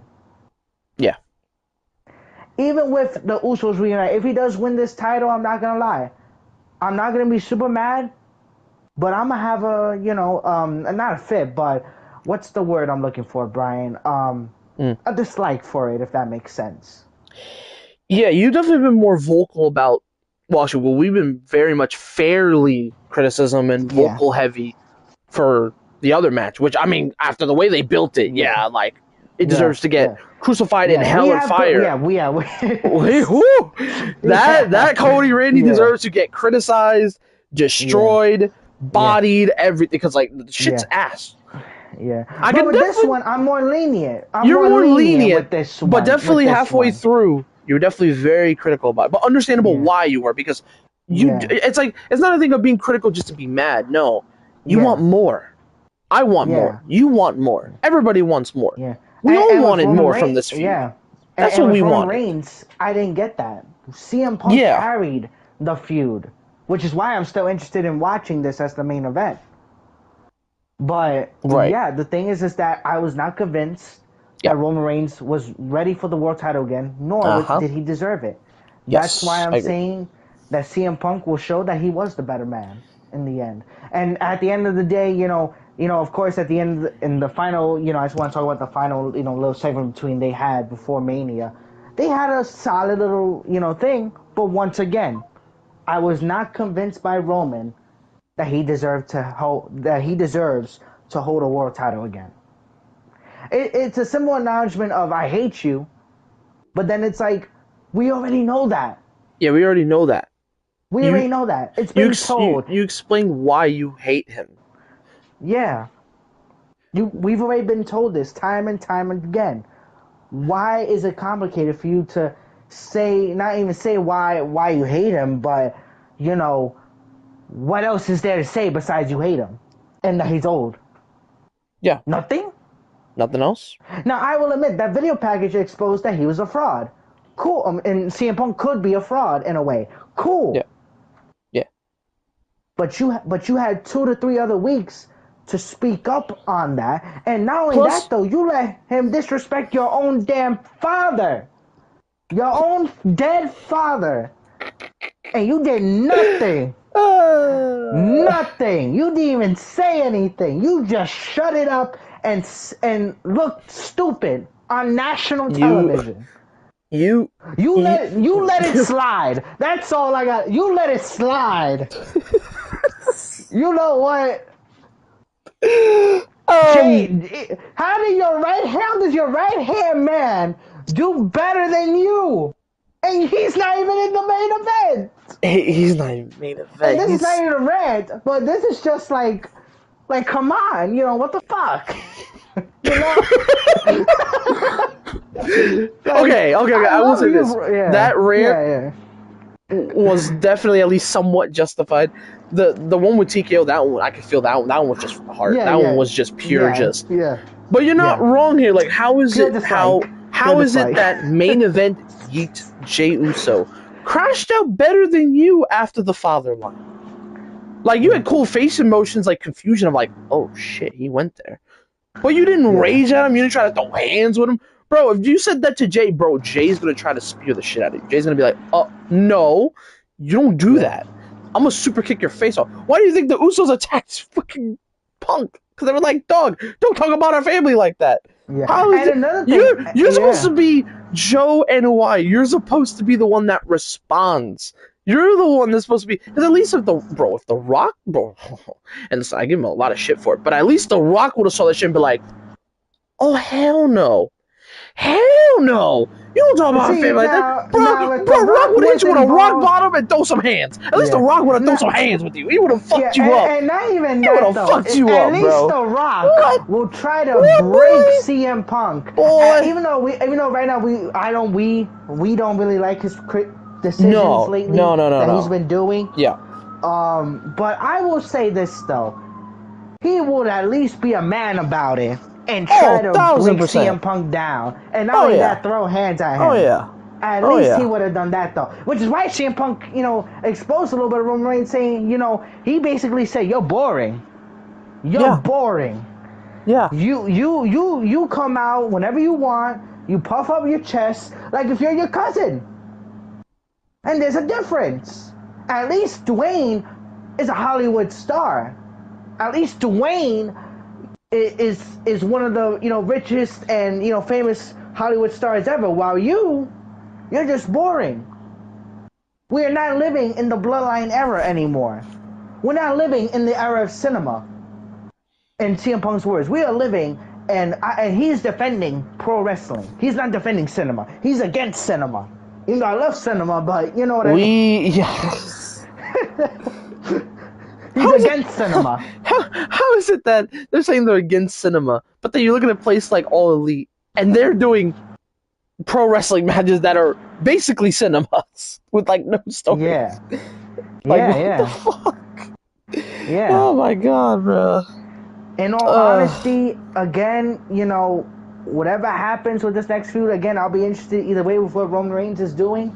But Yeah, I'm I am not intrigued gonna what is lie. next after Mania. Yeah, like, I'm genuinely But curious I'm not what the hell gonna he's gonna lie do. though. If Roman Reigns wins that world title, I'm gonna have a dislike for it. Now, not in a hateful way. Let me just be honest. No, Not in a not in hateful way. No, not at all. Not at all. But I'm gonna feel some type of way. I'm gonna feel away. I'm gonna feel away, and it's not because of the. It's not because of the person Roman. It's not that at all. I'm gonna feel away because of his schedule. Because I don't know how long we're gonna have Roman for before he goes away for SummerSlam. Because if he's like I said, if he does promos every 1 week, let's say, for like the next month and a half, 2 months, and then maybe drops it to someone. It was a short title reign, but at least Roman was around. But if we get a run where he does one promo the night after and he just goes away, it's gonna rub me the wrong way. I'll be like, oh, we don't have a world champion on Raw right now, do we? Yeah. Like we do have one, but like not present, not TV. Yeah. You know, so that's the thing that worries me the most. It's not Roman the person, because Roman can cut promos. He can go back to that championship pedigree. That's not what bothers me. What bothers me is Roman's schedule, because Roman's got like that lucrative part-time deal. Which, listen, I respect it. He earned that shit. The fuck? Like, let's all be honest here. He deserves everything, dude. I just saw him. They just revealed his first footage for Street Fighter as Akuma. He looks fucking sick. Yeah, he looks good. He earned that. Same with Cody Rhodes as Guile, Goto as Honda. He looks good too. They all look good. That movie's gonna be straight up jokes, but it's gonna be probably a brain dead kind of fun movie. Just a fun kind of movie. You know what I'm saying?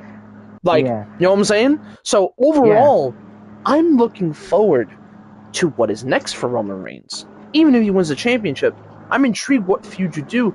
And there are so many contenders that could take it off him and elevate him. I'm looking at you, Braun Breaker. I'm looking at you, my boy.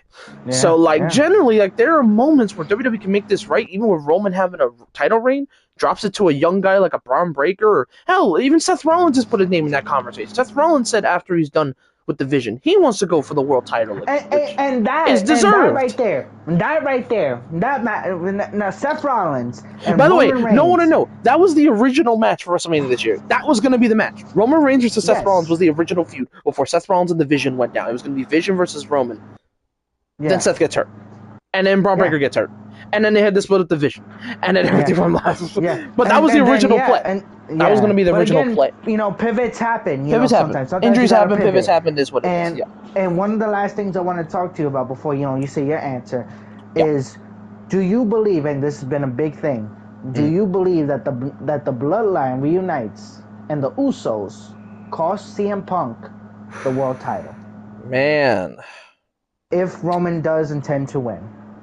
Do you see that happening? Man. Ooh. It's been kind of hard to think about because, in my eyes, in my opinion, it would be kind of nice to have some type of faction on Monday nights, 100%.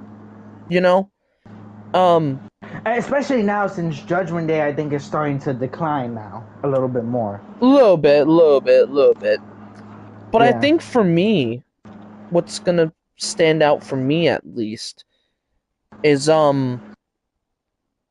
me Yes. is the thing that's gonna make it interesting is after all that wraps up and everything, if the Usos do go back with Roman,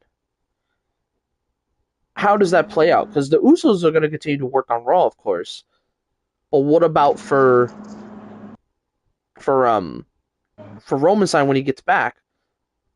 We'll see. Like I said, it's hard to say, but I will throw out this twist here because I'm not going to forget that we have a Jey Uso story plot if we're going to continue with Jey. You want a really big moment to kind of change the dynamic of these three? You do as followed. Yeah. You bring back the one-hand man, the right-hand man, and you have Jey Uso turn on Roman, but as a heel this time. He gets mad that Roman still believes he's the head of the table. Jey Uso, for the longest time in this story, has been like, I'm kind of mad that I'm not getting respected enough. I'm not the guy. I just lost my World Heavyweight title. Yeah. I'm mad. I'm frustrated. And Jimmy had to come and be like, yo, let's just focus on tag titles. And Jey, you know what, for a time, kind of roll with it. All right, fine, I'll roll with it. But then they lost the titles, and now Jey is even more mad. So, and not just that, he's going to get tired at some point. And maybe at WrestleMania, maybe just to salvage all of this, Jey Uso turns on Roman. Jimmy's like dude, what the fuck are you doing? And then either Jimmy aligns with him and says, that's still my brother at the end of the day, or Jay's like, man, I've had enough of this bullshit. Pink. And not just that, Jimmy. though. Like, look at what the storyline is pointing to, Brian, as well. Yeah. Jey Uso is now known as a one lucky hit wonder. Is a one-hit wonder. That's insane. A man who it sounds crazy, but think but you're about not it wrong. too. The doubters say that he didn't deserve that world title win. He didn't earn that world title win. He didn't show why he was the world champion. But if he attacks Roman, it would say a lot now. It would say maybe he is serious about being in the main event forever. Maybe he is serious about being that hungry world champion like he was before. Maybe that could be the plan, though, too. If that is the plan, for if they are going to continue with him continuing to be more angry and then finally, be at his boiling point or breaking point, and super kick Roman and try to hurt Roman or whatever. Because look what it's what people are saying. Look what the results could happen. What the results could be, and that's Jey turning on probably his whole family. And what if he just attacks Roman and could have also attacked Jimmy, but what if he attacks Roman and just walks away? and says, I'm done with the family. I'm on my own path. That's it. I'm done being NOI. I'm Man. done being, being mistreated. I'm done not being respected. I want my respect. Hell, he attacked a rapper, legendary New York rapper Cameron not too long ago after Cameron supposedly disrespected him or Mm. whatever. And Oh yeah, I Jake, saw that. Yeah, I grabbed saw that him today. Yeah, on yeah. through the table and gave Oh him like a yeah. right hand punch I through the saw thing, that. which is like, oh my goodness. And yeah, look at that example right there. That says that he's had enough of the disrespect. That says that he's on a war path. And eventually, hell, he could possibly go after CM Punk. He says, nah, I want that world title shot. It's my time to shine again. You might have beaten me, but you got lucky. And it's time for main event Jey Uso to be back into the world title scene. It's time for Jey Uso to be the world champion again. It's time for Jey Uso to be the face of WWE again, possibly. Hmm. But yeah, we just got to see how the main of 42 plays out. We got to see. Now, lastly but not least, I am excited for mostly part two than I am part one. Yeah, In all no. honesty, Oh, and I probably obviously I didn't say. Yeah, I am obviously also yes. going for CM Punk. One thing I will at least say positively for this feud, Mm-hmm. I'm just happy for Punk. He's finally Yes. getting his main event love. He Yeah. got it last year, and it made me super excited because during Yeah. the Vince era, dog, he didn't sniff the main event at all. Most times he's in No. the mid card or doing a really Yeah. good feud Oh, and halfway lastly, through.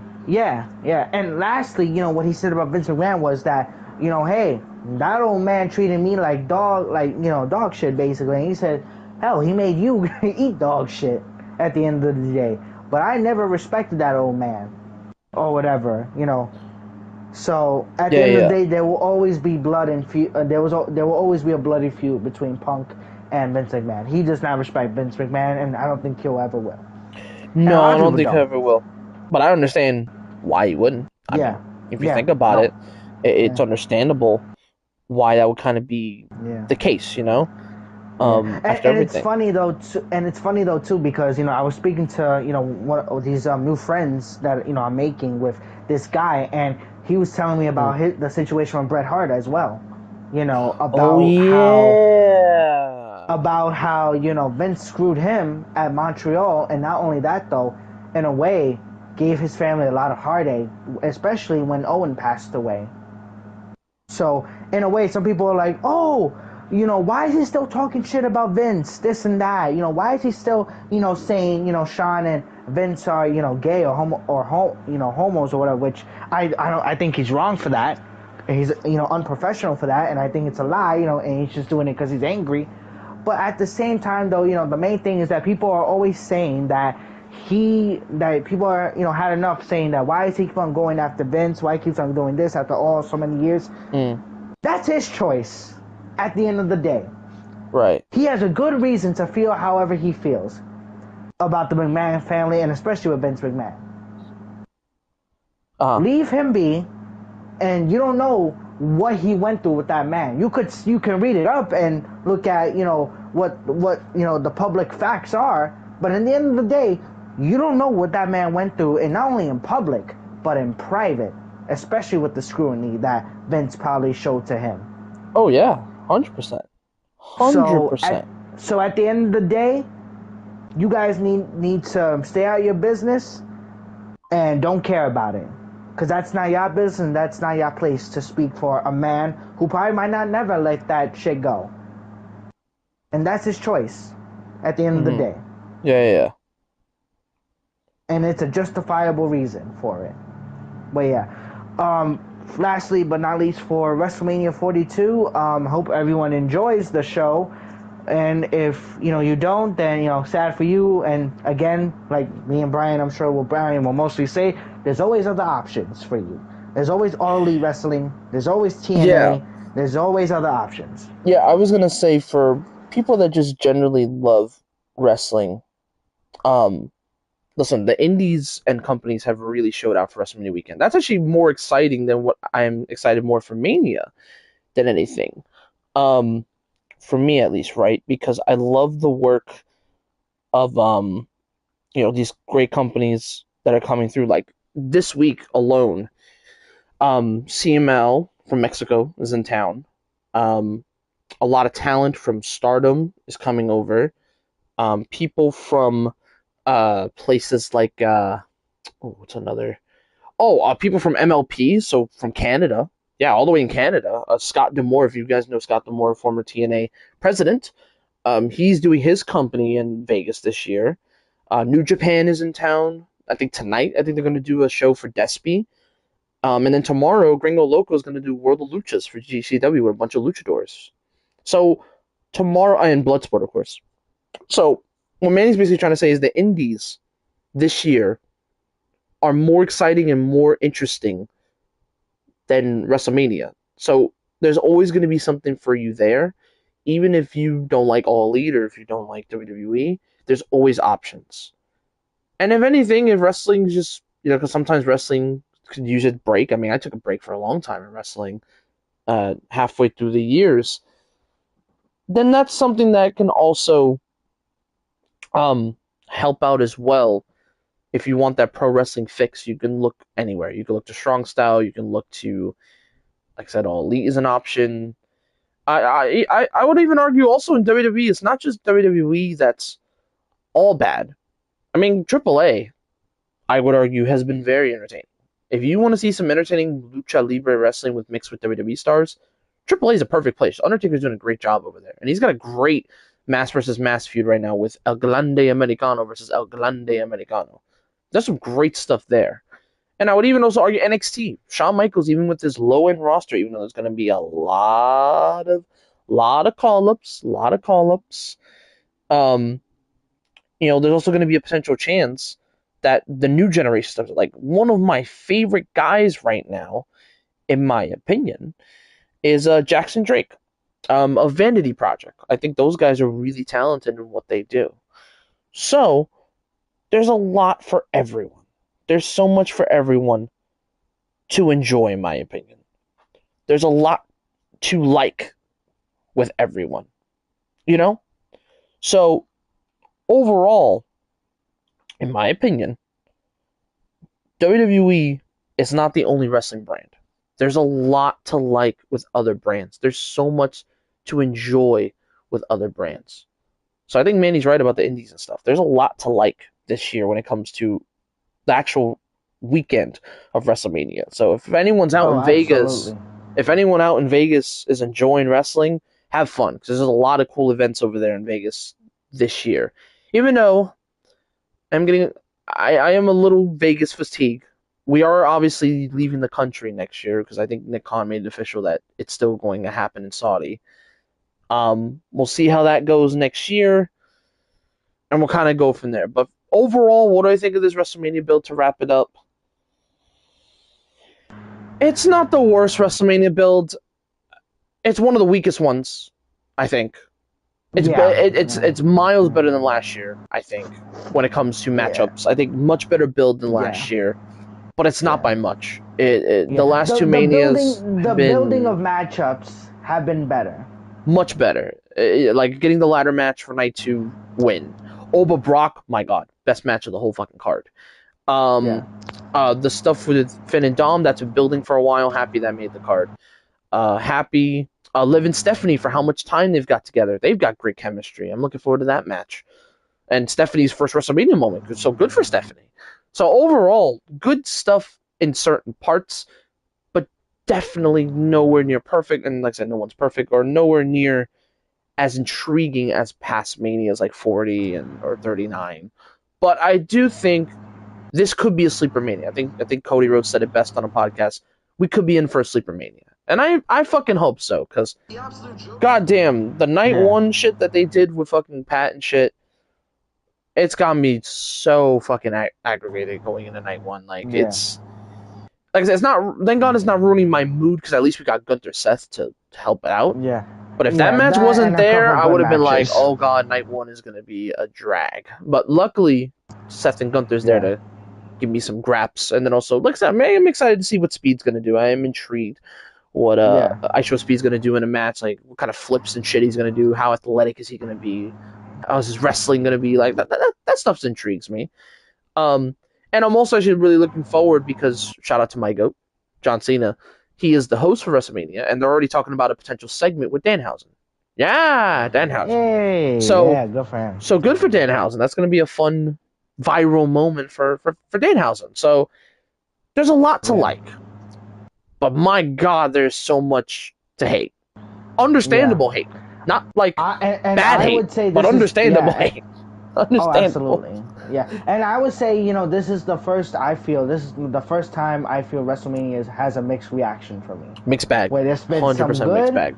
but there's been some questionable Like decisions like with last year this. was definitely a bit of a mixed bag, but again, they had injuries, and then also at least Yes. you had Cena stuff to keep you engaged. You're like, oh, what's heel Cena gonna Yeah. do first, kind of thing. You don't have Yeah. that this year. This year you don't have that, so you kind of have to pick and choose what's been good and what's been bad. The great, Yeah. actually no, the elite, no pun intended. The elite, Open Brock. The great, Seth and Gunther. Yeah. The solid, Liv and Stephanie. Yeah, I'd say that. The bad, probably Jade Rhea, and then the mega bad, like garbage. The worst. The The worst. main event night one, Cody Yeah, main Randy. event night one. Even The though it shouldn't worst. be Cody Randy, they should be at least I either in the wish, we great wish or it shouldn't elite be. tier, but they're not even Yeah. there. Yeah. They're on Yeah. the forest of the bottom. Yeah. Like, Yep. That oh my that god. the bucket, the bottom of the bucket. Let's Like, just say. literally, because, like, dog, not only do you put a horrible publicity stunt on the company, but you also do this thing where you laminated your potential fan base with already the high Yeah. ticket prices, and now you're trying to bring it into a story, and now you're trying to do a TKO versus WWE thing, even though that's not necessary. Like, if you wanted to do it, then fine. If TKO is willing to play ball, then fine. We can do Yeah. TKO versus WWE and make them the bad guys. I'm fine with that. But Yeah. brother, like, just the timing of everything and the way Pat came in, nah, bro. 2 weeks out from Manny, just bringing Pat McAfee to run the whole story. What the fuck are we doing here? It's like it's so bad. It's so bad, man. Ugh. Yeah. Um, But yeah, we'll have to see how this WrestleMania will what is be. it going? And I hope, and as we finish wrapping up, About to wrap Brian, up, if you don't yeah. mind me saying, also the announcements, the future announcements, is that for Go for it. after WrestleMania review, hopefully, if we can get this all together again, we will Yep. see you guys on that review. Also, with our special guest, Mr. Jaden from the UK himself, will be appearing on the show. Yep. As me and Brian will also be talking about what the next AEW pay-per-view will be, which I believe it is none other than AEW Double or Nothing pay-per-view coming out next month in May. Yeah, in May in beautiful New York City at Queens at the Louis Armstrong Arena where they play tennis. Yours truly will be going in person, getting the in-person experience. But from home, Manny will be watching Double or Nothing from home, and we will have a review and predictions for that probably Thursday of that week. That's going to be Memorial Day weekend, by the way. I totally forgot Memorial Day was that weekend, so that's going to be fun as well. And for other stuff, like I said, this is kind of basically seeing how everything goes. Like I said, I will say I did enjoy getting back on the mic today and just ripping apart WWE, having fun. So definitely looking forward to doing AEW and then obviously Backlash as well. Obviously, if there's any like breaking news or any big reports or anything, I will obviously give you the scoop as best as I can. But yeah, I had a lot of fun today. WrestleMania. Oh man, I don't know how I'm gonna feel by night one. Night two, I'm ecstatic for night two. Night two, I'm gonna be chilling for night two. Night two, I'm gonna be chilling. My night should be fine on night two. But night one, oh, that main event. Oh boy. And me and Manny are gonna have to go through the trenches. You know how war soldiers go through the trenches? We going in the trenches, my boy. We going in the trenches for that main event. But we're gonna watch it. We're gonna give y'all opinion. We're gonna watch it. But I'm not looking forward to it. It's gonna be bad. For night one wise, I'm not looking forward to it neither. With the main event side, but we have to go with what we have to go with at the end of the day. So we're gonna have to survive with our eyes what we gotta survive with. And like I said, if we do not win our predictions, or if one of us don't gotta win our predictions, we will have our punishments. Brian said that if he does not win his predictions, he will play at least with me First the two first two hours hours of of Call of Call of Duty Duty Black Ops 7 Black Ops campaign. 7 EO7 campaign. I just want to know While this me, on for the other gaming hand, nerds. I just want to know for gaming nerds real quick. I yep, don't yep, hate the game BO7 because I finally bought it on sale for like $20. It's a decent game, but the campaign breaks my heart because of the people that they put in there. So that's why it hurts me more. And then to explain Manny's side, Manny loves Suicide Squad or the group Suicide Squad. yeah, the group. I I I like I the group. I love Suicide Squad too, but that game, oh But man, that game, oh, especially whew. with the Batman Yo, dying and the way he did, I can't look at it. yeah, the I disrespect. refuse to watch that disrespect in my face. I remember when people were rumoring and talking about that scene. I'm like, what are you talking about disrespect? And then I see the scene online. I was like, oh, you fucking joking? Yeah, Are you serious? yeah, You, you serious? You could have done that like petty bullshit to any other hero. You could have done it to Flash. You could Superman. You could have done it to Wonder Woman for all I care. But Kevin Conroy's final performance as Batman ends like that? I'm sorry. No, no, You know hell what? no. The most logical choice is to replace the voice actor Kevin Conroy, to just replace him with somebody else to play Batman. You know, just for this one time, because I refuse to let that be a disrespectful memory to him. I'm sorry, I can't. And hey, I just want to say for us DC gaming fans, Batman's about to get redemption because Lego Batman looks crazy in May. Like Probably the most th- best DC game probably in this, a long time. this is about to make not only a shit ton of money for DC, but the amount of detail with like the comic book suits and everything. That And the game, most, and not just that though, the oh, most everything related to Batman ever, every single thing of Batman they even will got be on the game. recreations. They got recreation of Lego scenes from the movies in this bitch and TV shows as Insane. well. Yeah. Unbelievable work that the Lego team have done. Yeah. Like I said, and I played the Yeah. Lego Saga, Star Wars Saga. I played that, and that was beautifully done. And now we're getting that in Batman form, and the original suit's gonna be in the game too, like the original Lego Batman suits with Robin and Bat. Oh my god! Yeah.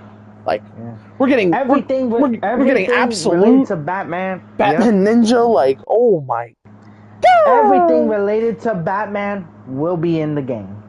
So Everything. so when it comes to us talking about us dreading this punishment, it's not because we hate DC or we hate COD or anything. It's not that. It's just the way they disrespected our franchises. We don't fuck with that. We do not fuck with Yeah. that at all. Especially when you Yeah. fuck up my boy Kevin Conroy's final performance as Batman. That's fucking crazy. Your final video game performance. Yeah. Crazy. Oh, and Insane. performance in general. Insane. But yeah. Insane. Like what the fuck? Um but Yeah. but yeah, those are punishments. That's the punishment. That's a punishment. And like I said, the extra That's the punishment for punishment. myself is if Randy Orton does win, I have to watch the next 3 weeks of SmackDown That's before a him Backlash. punishment. That's personal a him me. punishment. That's a personal one because I want to torture myself for WrestleMania. But Yeah. Manny doesn't have to do it. I have to do it. Uh, At least I'll have Dynamite and stuff to set me. But it's. I still feel like I have the worst punishment. I still feel like I have the worst punishment. Yours is worse. 100%. Yours is way Probably. worse. Yours 100% worse. Especially. I'm not gonna cry, bro. If I don't win this WrestleMania, I'm gonna cry. I'm gonna cry. Legit tears. If I Niagara Falls, man. Niagara Falls. If I don't win this WrestleMania, then I fall short. I'm not gonna cry or anything because again, I've gotten through campaigns that are bad before. I'm used to it. It's not worse. I'll be fine, but I will say a moment of me, a little bit, seeing fucking Menendez teleporting and being AI, it's gonna hurt my soul a little bit. I'll be like,